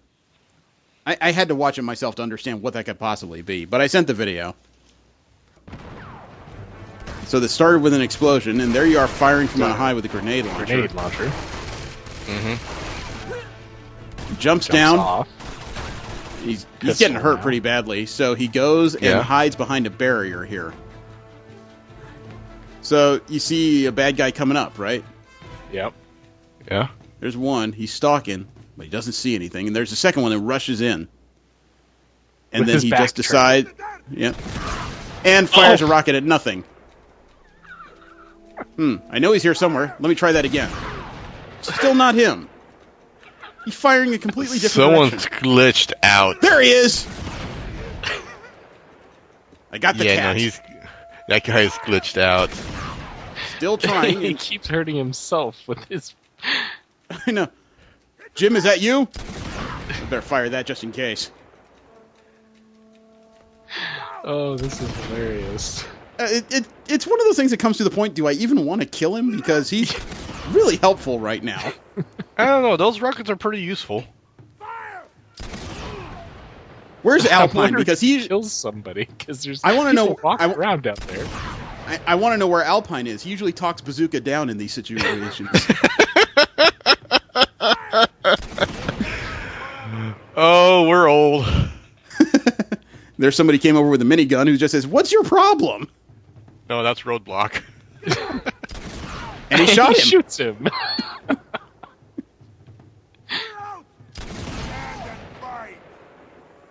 Jim, I told you no whiskey before a mission, man. Oh no, it's the heavy from Team Fortress 2. And he blew himself Is he backwards dead finally? 8 feet. No. Hit the deck. He shot a ladder. Ladders insult people. Oh, he got his attention. Finally got spotted. Grenade! Did he just steal? Oh, and gets killed. It was worth the video, though. Let me call that guy back. He's responding going, "There's no way I could ever do that again." All right, next video is something I expect to hear more of in the upcoming weeks. Would be Street Fighter V. This one came from user Jonathan Lyons, and he calls the video "quote unquote" calculated. Basically, really? "Quote unquote" is supposed to be the text version of air quotes. Right. Well, I sent the video. Wow, that's loud. Yeah, John Leon, the missing Voltron Leon. So there he is playing as Mika against somebody playing Ryu. Got him backed up. Ryu comes back with an uppercut that drains all but none of his life. He's at 0. He throws one last move and just evades a fireball hit. And wins the match with no life. Yeah, I can't say that you call that evading. He got hit by the fireball. It's just his hit counted first. Yeah. When I say evaded, I don't mean he just jumped out of the way. I mean he evaded the actual impact simply because he won the match on a last-ditch attempt. Mm-hmm. So he is, he has luck beyond luck. The Sword of Omens was on his side today. And the last video is from user Josh Hopper. He has something I've not used on the show before, and that's Far Cry Primal. He had an interesting video about the weird things some of your pets can get into. He calls this one, "No Kitty, Not There." Okay. Oh, yeah. I sent the video. So there you are playing a caveman with a bow and arrow, and somebody's invading your tribe. You can see your friend the jaguar up there mauling someone. Just took him down in front of you. And then it runs to something you can't see behind that hill, and you can hear the swishing, right? It got something. There he goes running by, and... Okay, yeah, dead body on the ground. Okay. Good job, kitty. Okay, that's a friendly. And there's your cat again, and he's eating the crotch of the body. Oh. Oh. It's the purring sounds disturb me the most. You can look away now? No, kitty, that's a bad kitty. Magic Kitty looking at them. You want some? That cat is really enjoying its pastrami. You think it smells like tuna? See that bird stalking up? Yeah. The cat stopped eating. I'm really impressed that when it's done, the bird comes up and starts pecking at the pelvis. Yep, the bird knows it's safe. Yeah. The bird said, "You've already had enough Oscar Mayer. You don't care about me." So, unfortunately on this show, sometimes I end up having to talk about the dumbest sack of hair on the planet. And that's got to be Donald Trump at this point. He actually retweeted something just this past Sunday, and he refuses to apologize about it. He retweeted a quote that for him. Yeah, but he retweeted a quote he found on Twitter that says, "It is better to live one day as a lion than 100 years as a sheep." It's kind of a powerful sentiment, wouldn't you say? Yeah. Okay, it sounds like the anthem that every high school kid has, frankly. But it turns out that this particular quote is a quote of an infamous dictator from World War II. His name is Benito Mussolini. Oh. It's kind of amazing that Trump did not catch on to that, because do you know what Mussolini was called during World War II? No. Il Duce, or the dictator. Oh, okay. I thought he was called the douche, which is going to be a little bit poetic. I don't think they'd invented those quite yet. They might have still been using saltpeter. But, yeah, that was his Italian name, Il Duce. Okay. And it's kind of amazing that Trump did not pick up on that, because the Twitter account he retweeted this from is called Il Duce 2016. That is the name of the Twitter feed. Now, Trump has been called out on this by the media, to which he responds that he doesn't care who said it. It's an interesting quote, and he likes quotes. Which is really sad justification for all of this. But is made even more pathetic by the fact that Trump was already caught in a prank. Il Duce 2016 is a Twitter bot that was made by the creators of Gawker just to put out quotes by Benito Mussolini to see if Donald Trump would retweet them. And this account has only been open for approximately 8 months, and it's already gotten his attention. Trump is not exactly known for his long thought processes on things, because he's also retweeted from a Twitter account that's known as White Genocide. Really? I can't make this up. If I made it up, it'd be a better punchline than "he's just stupid." Il Duce 2016 was created by Gawker senior writer Ashley Feinberg and Gawker Media Editorial Labs director Adam Pash. It's tweeted all of its quotes directly at Trump multiple times a day since December of 2015. So I have my timelines wrong. This joke's only been open for less than 3 months, and he's already gotten a bite. That's a big fish they got. You know, I'm not even from the era of World War II. I know who Il Duce is. I wouldn't toss out his quotes willy-nilly. I swear, whatever comb-over that is on top of his head is taking over all of his thought processes. Now, unfortunately, we have to go from the stupid to the unreasonable. There's a Reddit user, and I know as soon as I say that, you already know something ridiculously dumb is coming. Oh, yeah. There's a Reddit user named Zena Convolutia. Please don't ask me to spell that because it's a lot of letters. If you don't say them out loud, they don't look like they belong together. Spell it. Dick! She was concerned and posted a lot of things on Reddit about her current situation with her fiancé. And I spent time going through the story because it had an interesting title. I just didn't think it'd be as interesting as it was. It turned out to be moderately interesting in the same way that a fiery car crash is interesting. Oh, so train wreck, can't look away. Got it. Absolutely. The whole thing has to do with her fiancé, Rob, and Rob's relationship with his sisters, Sarah and Rachel. Rachel, you'd think, would be the problematic one because Rachel apparently likes crack cocaine, hand tattoos, and dislikes employment, common courtesy, and regular showering. Sounds like the person... Yeah, sounds like the person this whole thing should be about. No. The whole thing is about the other sister, Sarah. And Sarah's relationship with the fiancé, Rob, her brother, gets really freaky. According to the post, quote, right up until about 3 days after we moved in, when the husband started talking about how the lonely sister was with him from so far away, and he was afraid that because of her history of depression that he feels guilty for abandoning her.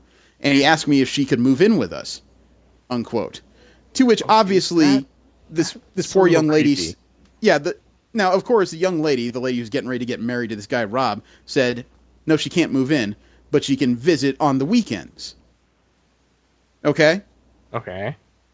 Which is actually a rather reasonable compromise between the situations of, can she move in? No. You know, saying that she can visit on the weekends is a very reasonable middle point in this. But it gets weirder. Of course it must. According to the post, quote, for the next several months, Sarah would arrive at our place on Friday afternoon, usually while we were both still at work, let herself in, and amuse herself until Rob got home. The two of them would go directly into the city for dinner and drinks and sometimes a show or other activity, and they would come back sometime after I'd already gone to sleep. The first night, she just slept on our sofa, but the next night, Rob said that it made her neck a little stiff, and since she was a guest, I should let her sleep in our bed and stay on the couch myself. No. What? You get your ass out there on the couch. The fuck, dude? This situation is already making me several levels uncomfortable, and I'm already married. Yeah, me too, and I'm not. Now, according to the poster, over the next 4 months, the sister was a regular visitor during the weekends, and they would go out at sunset, come back somewhere around sunup, and the fiancé got fed up with it. She confronted Rob about the situation, and they changed the compromise to where the sister can only visit twice in a month, bi-monthly, and boundaries needed to be observed. I don't know if I'd go that far because already the situation sounds like it's well down the rabbit hole. Yeah. And that is not a pun I wish to use in this moment. But it continues, quote, to make matters worse, she sent a pic of the dress she bought for the wedding, and it's a wedding gown. In fact, it's nearly identical to my own dress. It's the same cut, a slightly darker shade of white. She swears it's a blush, but it looks fucking white to me. With the addition of extra beads and sequins on the bust, unquote. Apparently, Sarah had somehow worked her way into the wedding to the point where she was helping plan the nuptials, getting Rob to reschedule the wedding date without actually consulting the fiancé, changing the entire meal plan, and somehow getting herself inserted as the maid of honor. What? So it's at this point that the fiancé loses her crap, which is way more forgiving than most human beings I know at this point. Apparently, this was not enough. She says, quote, "He said that I was trying to control everything and jealous of his sister. Then he called me a bunch of names and said that Sarah had warned him years ago that I wouldn't understand their bond and I would try to drive a wedge between them, but he always defended me, and now here I was proving her right. He quickly grabbed a few things and stormed off to his mother's house, where he's been ever since." Unquote. Makes me wonder what his relationship with his mother is. Probably very loving, I would imagine. And you can take that whichever way you want. But there's a postscript. Disturbing. Yeah, there's a postscript to all this because a few posters started asking this Xena Convolutia. You know, again, denizens of the internet have the habit of saying the first ridiculous things that come out of her mouth and accusing the fiancé of not sleeping with him near enough, so he was getting it from his sister instead. She said, quote, "It wasn't exactly that he didn't feel like it during those 4 months. More like there was just never time, and it never seemed to bother him enough to want to work with me to make time. Like most of our time schedules didn't allow enough time for weekday sex. He hates quickies because they feel dirty, and he's actually kind of anal about making sure he gets his full 8 hours every night. So most weeks we got freaky on the weekends. Weekends are supposed to be sex time, but he refused to even attempt to squeeze in sex while she was visiting," meaning the sister, "and slept with her the whole time anyway. Every time I brought it up, the lack of intimacy, he acted like he hadn't even noticed, which didn't feel great," unquote. So obviously his fiancée was definitely far down his priority list when it came to his personal relationships, which just makes his whole thing with his sister even more questionable. Yeah. Mm-hmm. You know, as far as I'm concerned, she probably got off easy. All she should do right now is take that engagement ring and pawn it. Yep. Under most circumstances, I'd say return it, but this guy is obviously not honest enough with either himself or her to deal with the situation properly. And if she's been dealing with this kind of situation for 4 months, she has earned whatever she gets out of that ring. That's just creepy. Let's hope his grandmother doesn't live with him. Oh, God.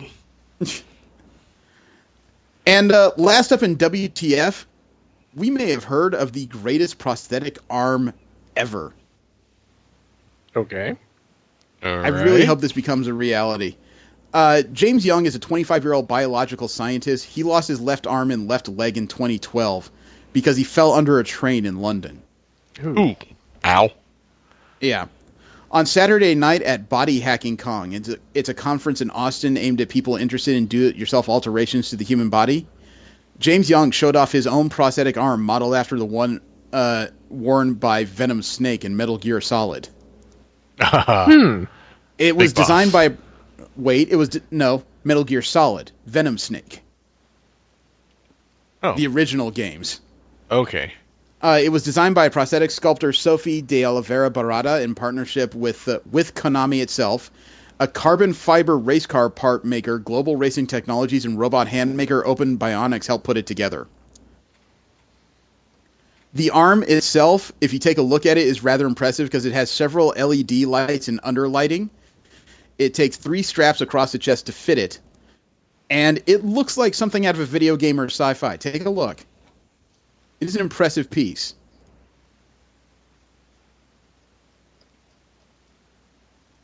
Wow. Damn. Mm-hmm.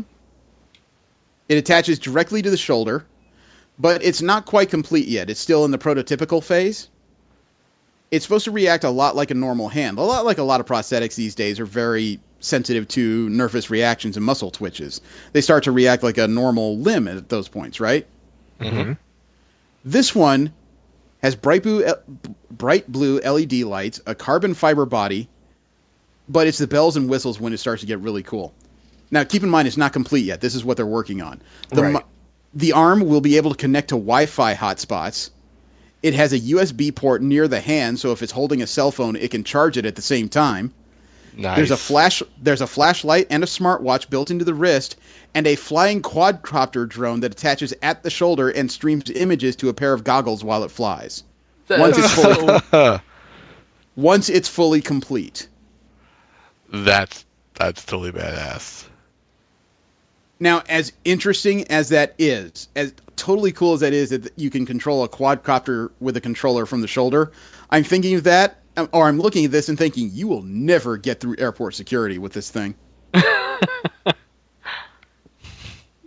He started a fundraising page to get what's called a direct skeletal fixation, a titanium implant fitted directly into the remaining bones in his shoulder, so this thing can be permanently attached. So he wouldn't put on a bunch of straps to put it on. His prosthetic would hook right up to a new titanium bone. There's also a bit of concern about it getting broken because the current retail on this thing, he's the only one that has one, obviously. But the current cost estimate would be £60,000 UK or about $85,000 US. Wow. Yeah. So it may be a while before this is mass market ready, but if he can get it working, it could definitely be the lead-in point for a new age of prosthetics, I'd say. At least, yeah. I hope he makes it work. I really do. I'm also a little bit concerned that every once in a while I'll be walking around a coffee shop, somebody's going to get pissed off and punch somebody through a wall. But hey, that's life. The subject of the week is Spider-Woman. The series was restarted after the Secret Wars was done, and it started at an interesting point with long-standing original Spider-Woman Jessica Drew back in her secondary costume, the one that looks like a motorcycle leathers. However, it started at kind of an interesting plot point because Spider-Woman is 8 months pregnant. Yeah. And to my knowledge, there's no prior story identifying who the father of the baby is. So we have a bit of a mystery starting out here. Not the mystery of how she became pregnant, because if I have to explain that, you are in the wrong show. But the mystery of whom in the world the father is, and why this is even technically a story, because it is hard to make an interesting story out of a character that's 8 months pregnant. They can't do a lot. If you've hung around pregnant women, you know that when they start reaching month 7, life gets difficult. And I don't mean difficult by the fact of they can barely move. I'm talking about temperature differentials, difficulty in just kind of doing some day-to-day activities that you come to rely on other people to help out a lot. Mm-hmm. So what kind of story can you make about a superhero that's at this particular phase in their life? And I got to admit, after reading four issues, I really like this book. I do too. I was totally enthralled with the story. What? For me, the first issue didn't hook it for me, but the remaining 3 did. I was actually kind of floored because, number one, the first parts of the book is kind of how Jessica Drew started to hand off the more adventurous parts of her life. She had trained a criminal that in the prior volume of the comics she had beat up repeatedly, and he agreed to start working with her. Now that she's pregnant, he is her replacement during her off time or her maternity leave. Mm-hmm. And it's kind of weird to see a D-list villain like the Porcupine be competent. That's his villain name, the Porcupine. Right. If you have to guess what he's dressed as, again, wrong show for you. Obviously involves brown, yellow, and quills. At least he's not blue. He looks like the poorest man's Wolverine. But some of the early pages here that were the most interesting wasn't necessarily the Porcupine doing his thing or Ben Urich monitoring the whole situation. The first moment where I had a feeling I was going to like this book was watching Jessica Drew agonize over what to do with her motorcycle. Yes. The rationalization. I mean, to a lot of people, it's a pretty simple choice. You know, once a baby's born, obviously you can ride that thing again. But speaking as a parent, once a baby is born, a motorcycle becomes a luxury, not a necessity. Because especially since for the first 12 years of this new being's life, a motorcycle is not exactly the greatest way to take a child around. And the back and forth, you can almost hear the angel and devils on the different shoulders deciding what to do about this two-wheeled monstrosity. And then it got even worse when that Carol Danvers is outside and just asks, digs it in deeper. I know. How'd it go? Are you okay? Was it ugly? Oh. I do like the the best friends reconciliation at the end of that page. So, Froyo, ice cream, done. So the Porcupine is taking on 4 C-list villains, the Griffin, the Baboon, Shriek, and one other. I forget who Ruby Tuesday. The one with the red orb for a head. It's some kind of mimetic metal. Or mimetic crystal. Yeah, I totally didn't recognize any of them, and the only one that they named was Shriek, so... Yeah. And we find out from a flashback of 3 months ago where Porcupine's trying to take on Tiger Shark and having a rough time in an aquarium. Which, that sounds like a Scooby-Doo mystery all of itself. We find out that not only has Carol Danvers been watching Jessica Drew during her pregnancy, but sending her all kind of alien protective gear. Like the equivalent of a bulletproof vest for her stomach. Yeah, the exact quote was, this tummy could go up against... Yeah, the quote is, but I know this belly could throw down with Thanos and live to tell the tale. She was just saying something in a way. Yeah, I do like how they set up Jessica Drew in this series, because one thing that's kind of lost in her adventures as an Avenger, as a friend of all these different superheroes, it is often lost that she is kind of the premier spy in the Marvel Universe. She's not exactly the Black Widow, she's not an intrigue person, but she is probably one of the best B&E persons in the Marvel Universe right now. You know what I mean? Mm-hmm. She's a person that skulks in and out of buildings before anyone knows something is missing. The actual maternity party in the middle of the first issue. Yeah. And I love the 2 tracks on page 12. One is Jessica Drew was a little working confusing down at first, but once I figured out what was going on, I was like, oh, okay, nice, actually. I liked that. Yeah, one is dialogue between Jessica Drew and eventually Spider-Man. The other one is Captain Marvel and eventually Tony Stark. And Drew is just...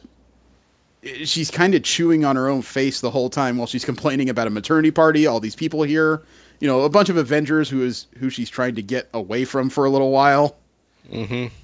And then there's Tony Stark, and Captain Marvel decides to stir the pot because he realizes he doesn't know who birthed the baby, and Carol Danvers just tells him, oh, go ask. You've been friends long enough. I'm sure she'd love to dish. Yeah. What's the harm? You should go ask her. Oh, you think? Yes. You're Tony Stark. Yeah, that's the pro and con. I know, he walks over with a plate full of mini wieners, and Marvel just watches him ask, and apparently she watches him get yelled at. Yeah, well, and meanwhile, blasted. Spidey, who's standing next to her, his spider sense is going crazy. I didn't notice that the first time. Bigger. Yeah, his spider sense just gets worse and worse. And I like the fact that Stark comes back now wearing the plate of wieners, and all he says is, evidently, it's none of my business. Yeah, she told me the same thing. And then, although the last panel actually explains it pretty well when Drew tells Carol Danvers, he asked if I knew who the father was. Oh, wow. Yeah, I feel like I showed a lot of restraint. I agree. And then at the end of the whole thing, when it looks like she's finally calming down and getting used to the idea of maternity, is when Clint Barton, the Hawkeye, just walks up to them both and says, Jessica Drew, you look marvelous. Seriously, kind of disgusting how great you look. Thanks, Clint. And you're friggin' huge. Are we sure there aren't twins in there? Yeah, pretty sure. This is... And what is it Carol Danvers says between them? Why do we hang out with these people? Yeah, exactly. And then her maternity leave. Okay, I admit the maternity leave was a bit amusing. The maternity leave was very amusing, because for a woman used to action, she was bored very quickly. Yeah, the first 3 days, she'd already read 3 novels. 4. She had read 4 novels and put together a large puzzle already. Right. 2 days later, she's in an alternative universe with Spider-Gwen, what was it? Having a cup of coffee, saying alternative universe caffeine shouldn't even count. I love Gwen Stacy just saying, coffee is coffee, Jess. Drink your Crush ice cream and whipped cream, Gwen Stacy. You clearly know nothing. God, 3 days later, she's watching the Black Widow ruining movie night, as she put it. No, she was in a flying car. She'd invited her over for movie night, and then she had to run. Yeah. Then 2 days later, she can't sleep. Man, after having 3 kids of my own, I can relate to what that looks like. And then the next day, she's just bored in general. Talking to the lump. I do like the following day when she is talking about how bad she is for having ice cream and setting a horrible example. But hey, you kept me up all night, you little furnace. Yeah, the latter half of this first issue is really kind of like, okay, I'm getting on board with this. I do like when she entered the hospital that Captain Marvel set up in Manhattan, an alien hospital based on her duties as the leader of Alpha Flight. Mm-hmm. It was an intriguing thing because when that portal opened up, my first thought was extra-dimensional. Right. And I gotta say, the artist on these things really surprised me because during the first few pages, I was sure I was going to hate the art. Everything was a little noirish, a little bit throwback, kind of scratchy. Yeah, I can agree with that. It was done by Javier Rodriguez, but easily during the middle of the first issue, he sold me because the art and color style matches up very well with the tone of the story. Mm-hmm. Because it's a comic story that's not necessarily a comic story. And the design of that first alien, the receptionist in the hospital, right, creeped the frick out of me, but I love it. She jumps into a portal, ends up in the most bizarre hospital I've ever seen. At the end of the first issue, the clerk, the receptionist, the maternity ward, gets shot in the head by 2 orderlies who turn out to be Skrulls. And if anybody out there has ever read The Secret Invasion, you will know why this is what they call a trigger event for Jessica Drew. You guys recall why, right? She was kidnapped by them. She was replaced by them for nearly a decade, and the woman running around in her place wasn't just a Skrull, it was the Skrull Queen. Right. So half the time when people would look at her in the subsequent years since her return, they still didn't trust her entirely because all they saw was Varenk, the Skrull Queen, who had been masquerading as her for years. Which, as you think about it, might be a really good reason why she changed her costume, because she had to get away from that. Yeah. Mm-hmm. But the beginning of the second issue, when she's gritting her teeth because she wants to kick Skrull ass, but is fighting the urge because of the baby. Which, at the same time, she has given a persona because it kicks when she's frustrated, so she's convinced it's the baby telling her, go kick their asses.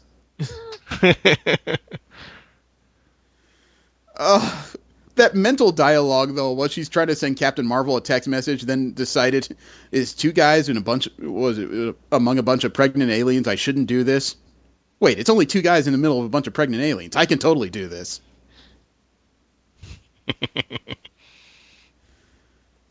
She lures him in by pretending that there's something wrong with the baby, then does the equivalent of a forward roll, catching one with her thigh and breaking his neck while shooting the other with a dropped rifle. And all she says is prenatal yoga. It's a godsend. As much as I would like to call bullcrap to that particular scene, that was amazing. Yeah, I mean, there's something to say for, all that enhanced agility and everything, but at the same time, it's like, yeah. Yeah. Right now, even if there is a sentient little being in there, it's saying, hey, up means up. But she gets the call out to Carol Danvers, who's dealing with some kind of bizarre situation with aliens on a spaceship. Of course. And she's dealing with the whole thing during the call like they're the inconvenience. Not the call, necessarily, but just everything else going on. That's another day at work. That moment on the eighth page of issue 2, though, when she just opened up the airlock and went rocketing out it, just screaming no. Yeah. The whole time I saw that, all I could hear was 3-6 Mafia and... Somebody go get their ass kicked. Somebody go get their wig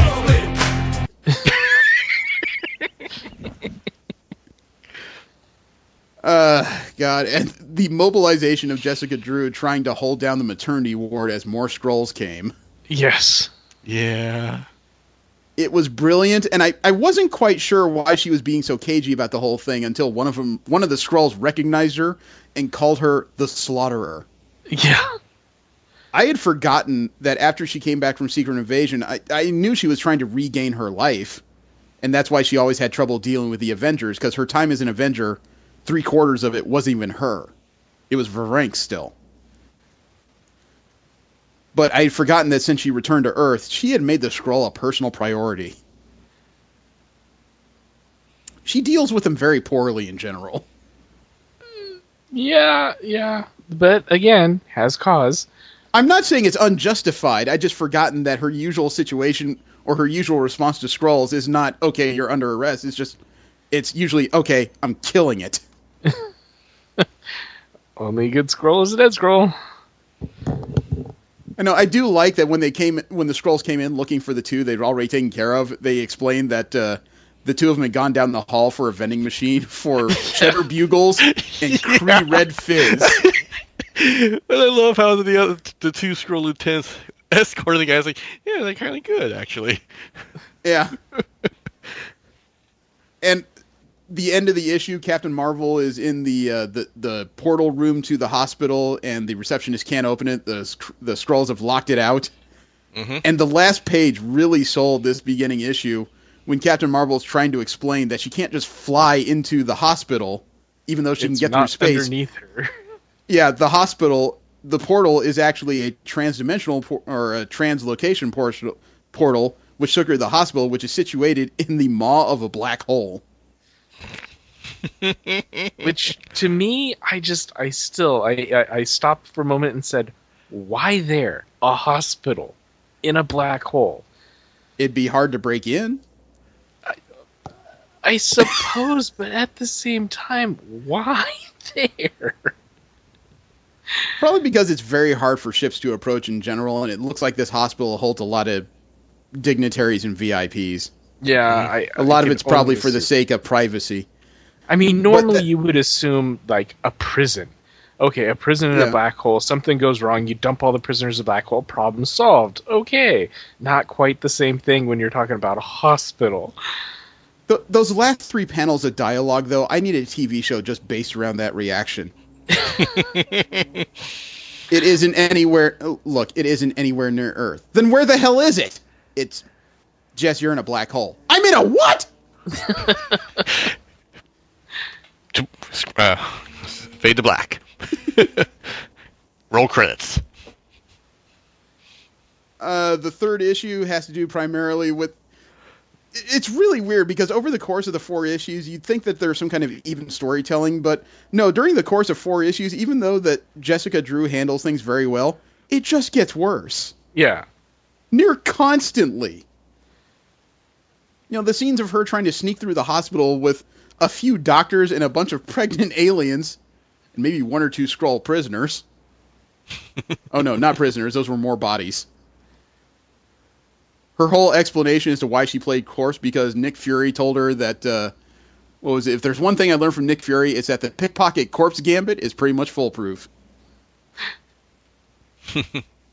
So she crawls through all these rooms to a surgery center because it has large blast doors and it's hard to get through. And then they find out that if they try to force open the portals to exit the hospital from the outside, it will cause the entire power system to collapse, which means the hospital falls into the black hole. This whole thing gets so complicated. It's so Battlestar Galactica sometimes. So she has to get back through the other side of the hospital to get the designer of it to help crack the portal situation. Mm-hmm. She has to sneak backwards through the air ducts, through a ward that has to do entirely with aquatic aliens.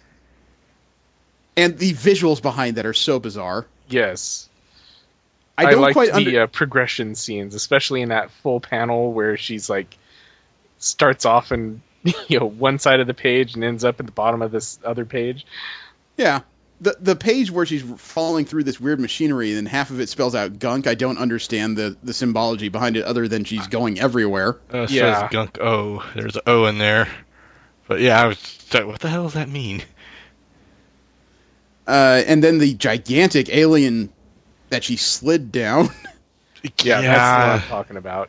Her looking at the eye on the shoulder, looking back at her, that is so bizarre. I'm sure halfway down this particular room, she's thinking to herself, the frick did I get here? And then she finds out... parody of Futurama. Yeah, and the alien she's looking for isn't even alive. His head's been cut off and downloaded in some kind of machinery, so his consciousness is still active. Yeah. And then she gets back and she's just like, all right, why didn't you tell me? Yeah. She has to take this head back through all the places she's just been and make sure it doesn't get turned to fish food anyway. Including sneaking past the Skrulls that are still trying to drill towards their target. Mm-hmm. Immediately, I thought there was some graffiti on the bowl until I realized, oh wait, that's just how it's going to express itself. Yeah, it's an emoji face. And it'll take 5 or 6 hours to crack the shields, which they don't have. And then, in addition to everything else, Jessica Drew finds out via Captain Marvel that there's a Skrull prince on the station, which is the likely target of everything happening. Oh, A Skrull prince with cancer, no less. And he's 15. Yeah, 13. 13. 13. Okay, my bad. The Skrulls want to kidnap him, so they have his claim to the throne, make him a puppet, so they can restart the Skrull Empire. And the dialogue between Carol Danvers and Jessica Drew explaining the situation and why Danvers wouldn't tell her because she wouldn't stop till she rescued the child, even 8 months pregnant, was one of those things that just made so much sense as I was reading it. And I love how Jessica was just really, really tired of Carol just apologizing. Yeah. It was a very organic conversation, which is kind of surprising, not just between characters in general in comics. You know, dialogue is always somewhat forced because nobody talks that much while they're throwing a kick.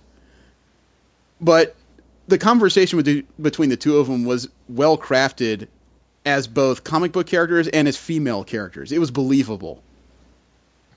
Yeah, I think that's what really kind of, really set this one apart was, you could see people, should a situation like this exist, it made sense that they would be reacting and talking in that manner. Yes. It was very believable. They're very human characters, and I enjoyed that.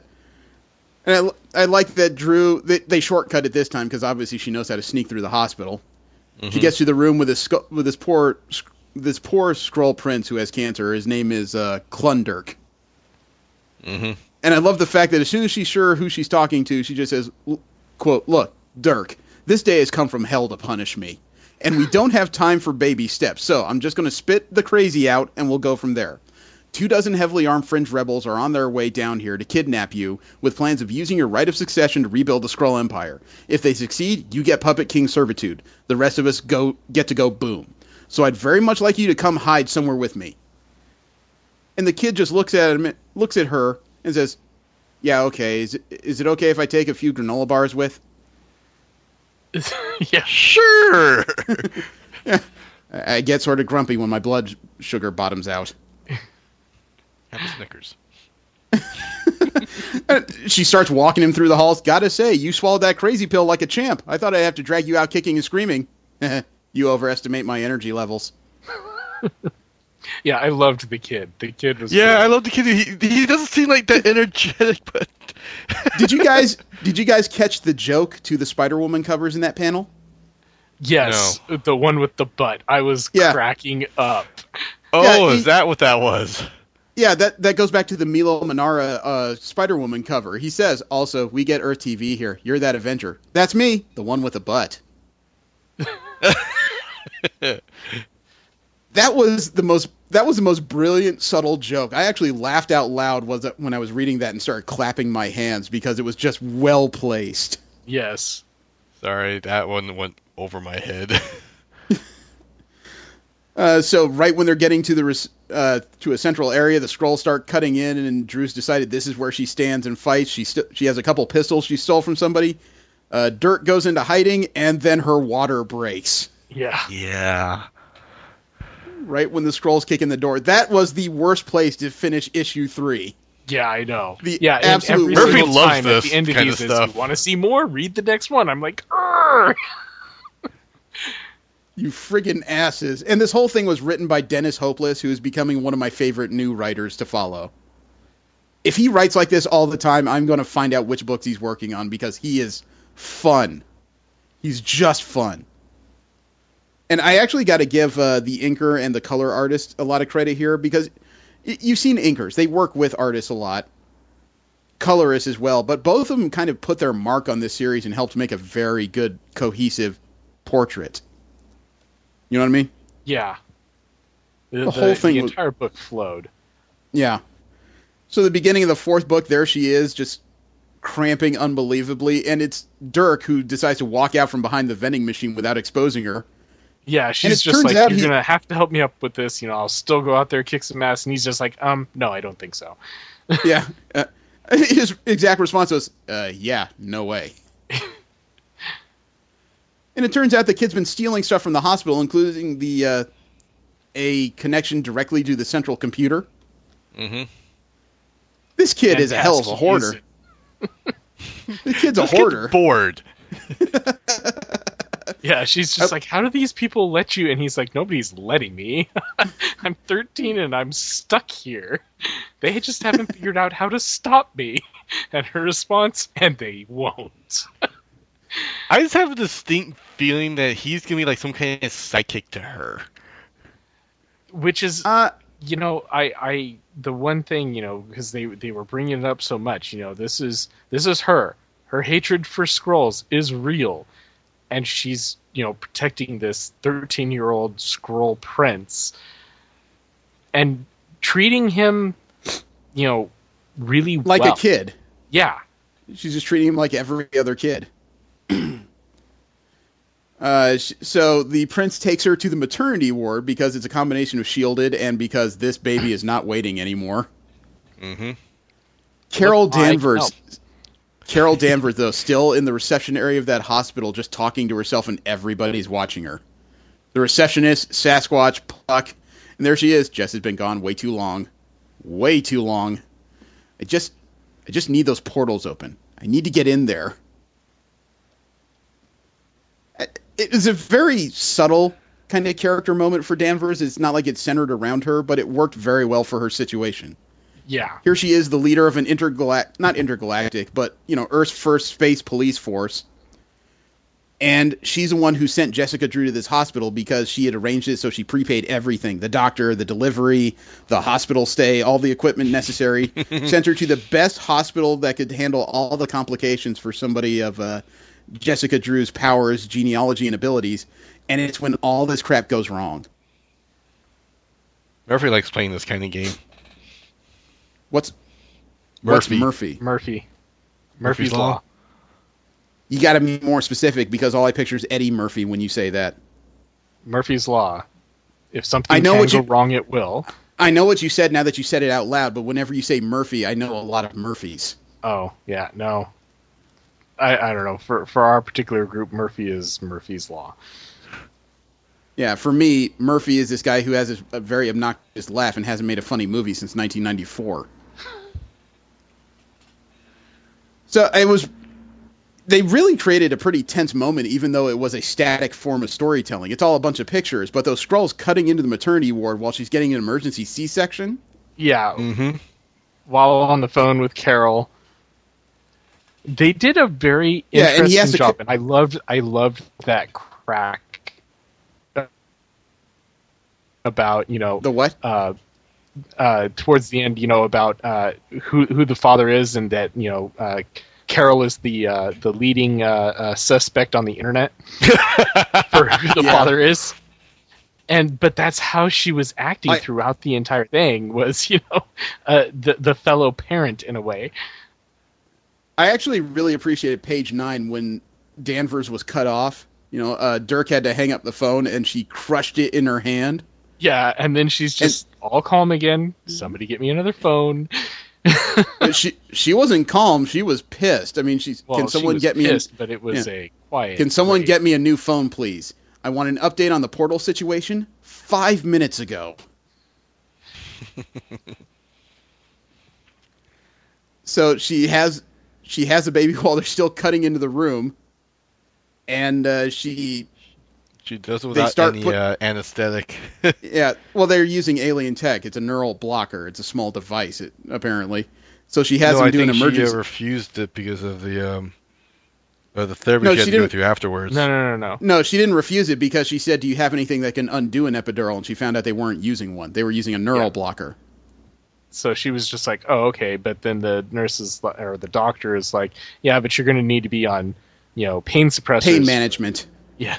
For a while, and she's just like, nope, that's not going to happen. And And the doctor's like, I can't recommend that. You're going to be in super amounts of pain. And she's, nope. Yeah. She had the doctors put her back together as soon as possible after the child was born. 3 Skrulls went in as soon as the door was cut down. Actually, 4. And their bodies came flying back out. And there's Jessica Drew in a hospital gown with 2 pistols. And the splash page on pages, 16 and 17, she went frickin' River Tam on their asses. It was a mass of arms and legs and teeth and laser fire. She was even bite the face of one of them. Ear. She took his ear. Souvenir.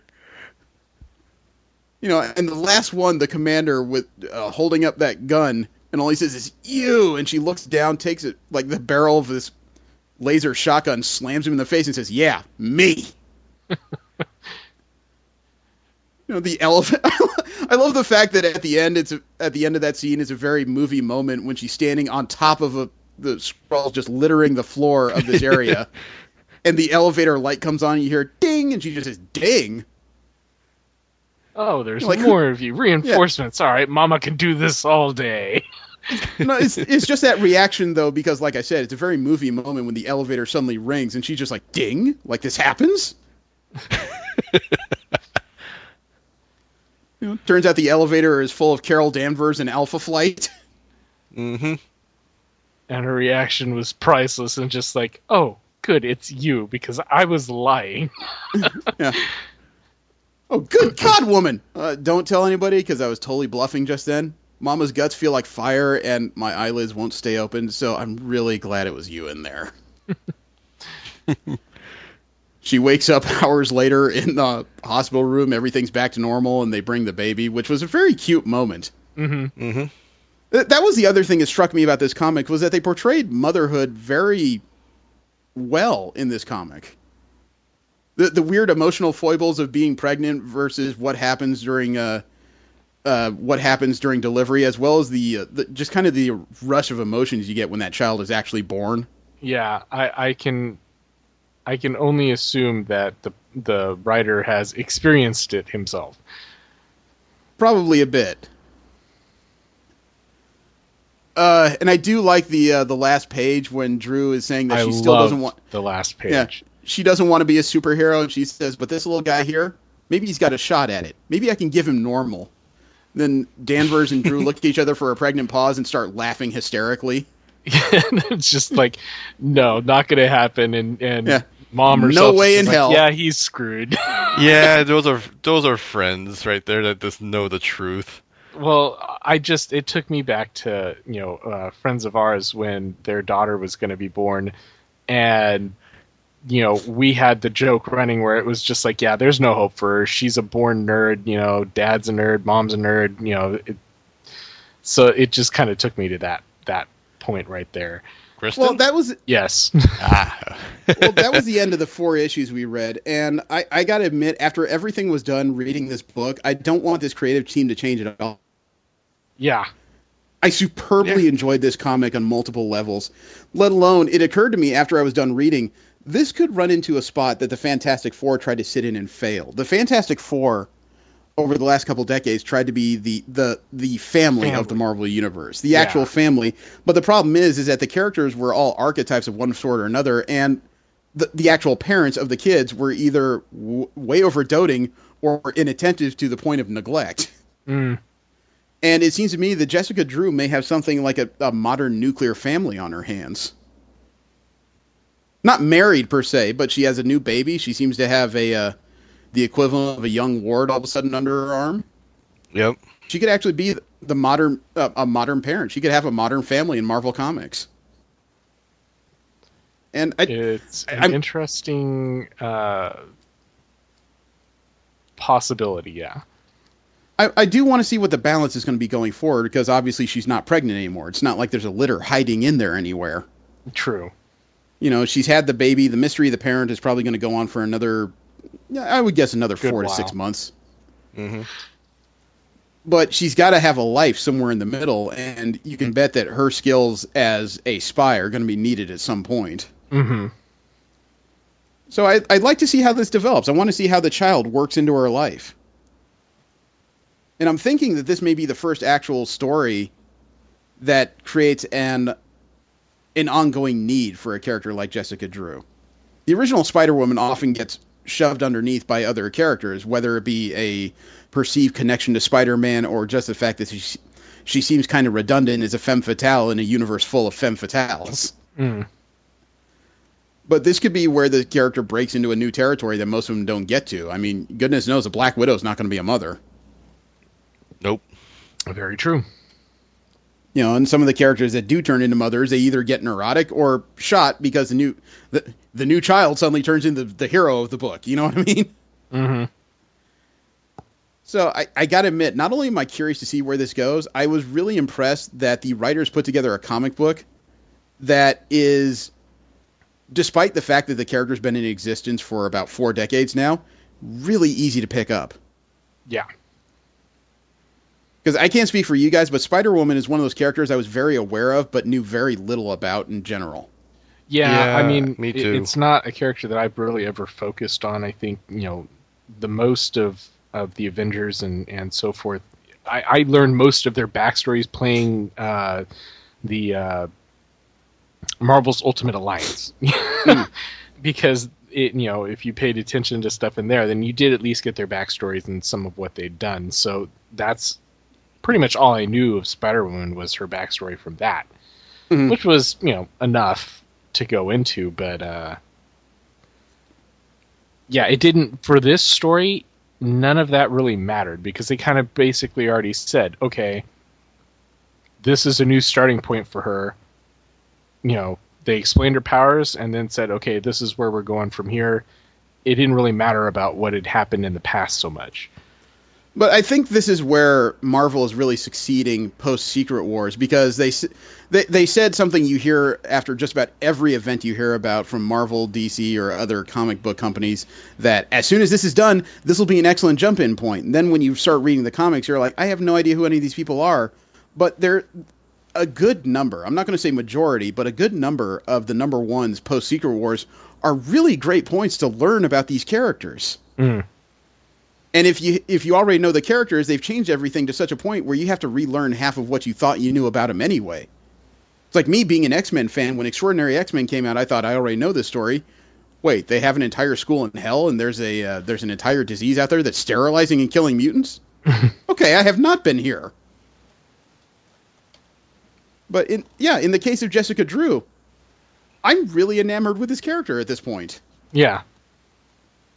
And the other thing that struck me was reading this and then getting to read the new issues of Captain Marvel next to it. I'm learning a lot about characters that not only did I not know about, but the writers have carefully interwoven their stories so that you're drawn to read both if you're reading one or the other, because they keep mentioning each other. And honestly, I thought it was actually really good timing that we ended up reading Spider-Woman right after having read the Miss Marvel stuff, because I was like, okay, I'm already familiar with Captain Marvel. Of the other, Captain Marvel. Yeah. Sorry, I don't mean to interrupt you, but now Captain Marvel and Miss Marvel mean two very different things at this point. This is true. Mm-hmm.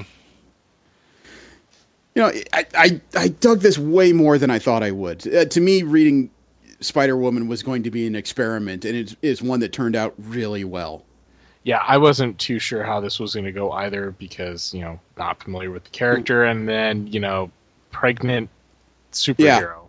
Yeah. I wasn't sure that this was going to be a good thing. There was every reason to be skeptical going into the reading of this, but I was superbly impressed up and down these issues.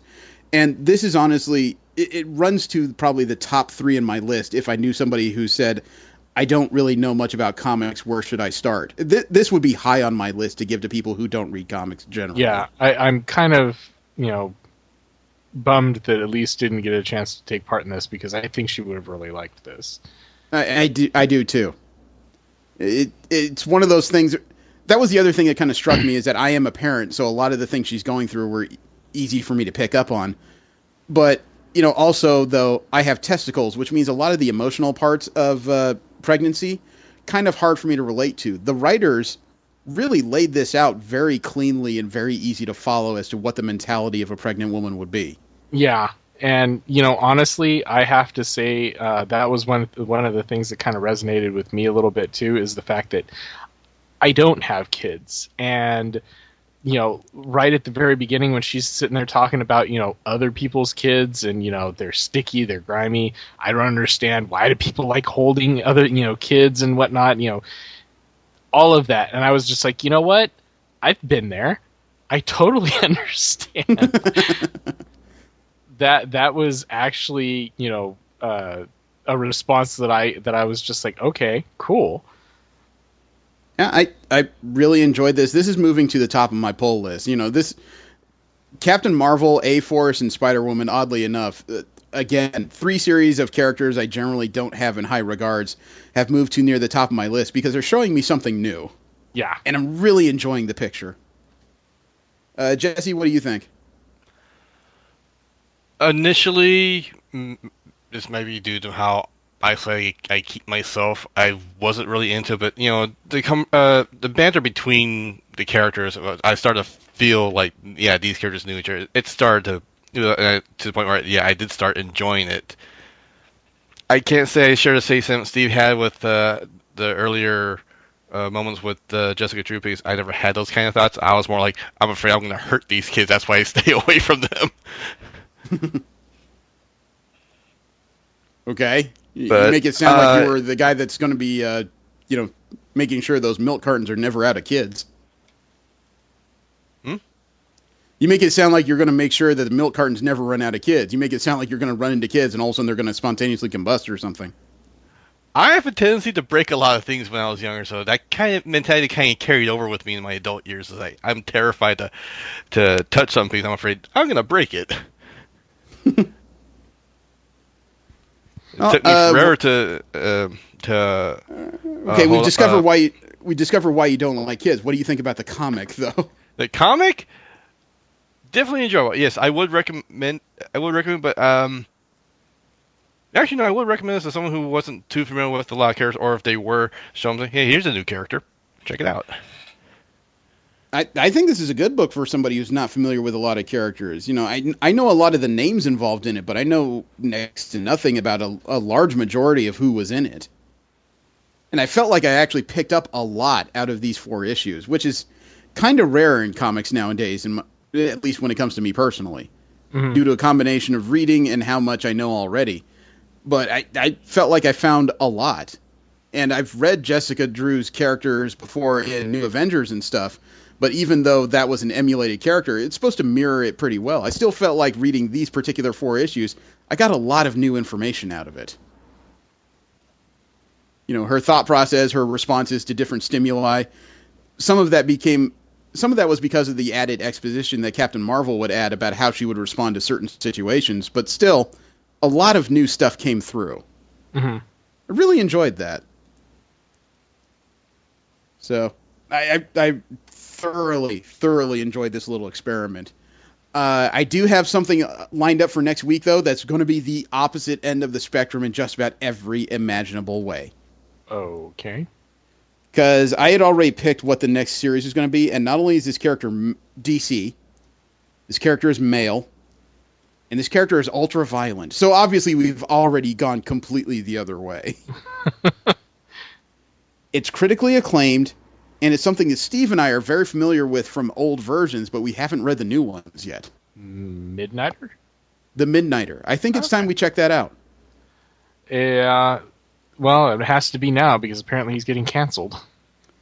I don't know about canceled. I do know that as a result of Rebirth, they haven't added any new solicits for his series, which is very concerning. But it wouldn't be the first time we've read a book that's critically hailed, but nobody's reading it. Yeah.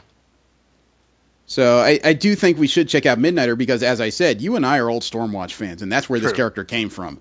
Yep. So, like I said, it's something completely different from where we've been the last few weeks, and it's time we looked, I think. Sounds good. All right. So next week it will be DC's Midnighter, probably the first 4 issues of that as well. Yeah, first 4 issues of Midnighter. Thank you very much for tuning in. Invite you to roll with us again next week. Have a great one. Happy March, everybody. Jeez, time just flies. Really, already? Damn. Yeah, it is March as of Tuesday. So it also means it's only 3 weeks to Daredevil. Jeez. Yeah. Did you happen to turn in those RSVPs, Jesse? Nope. What RSVPs? The wedding I mentioned. Oh, is that problematic? Well, they wanted an RSVP by March 1st, so that means we need to get that in the mail. Yeah, you do. Yeah. All right. Well, enjoy your weekends, everybody. Thank you very much. I am Jeremy. Steve? And Jesse. Don't jerk and drive. Enjoy.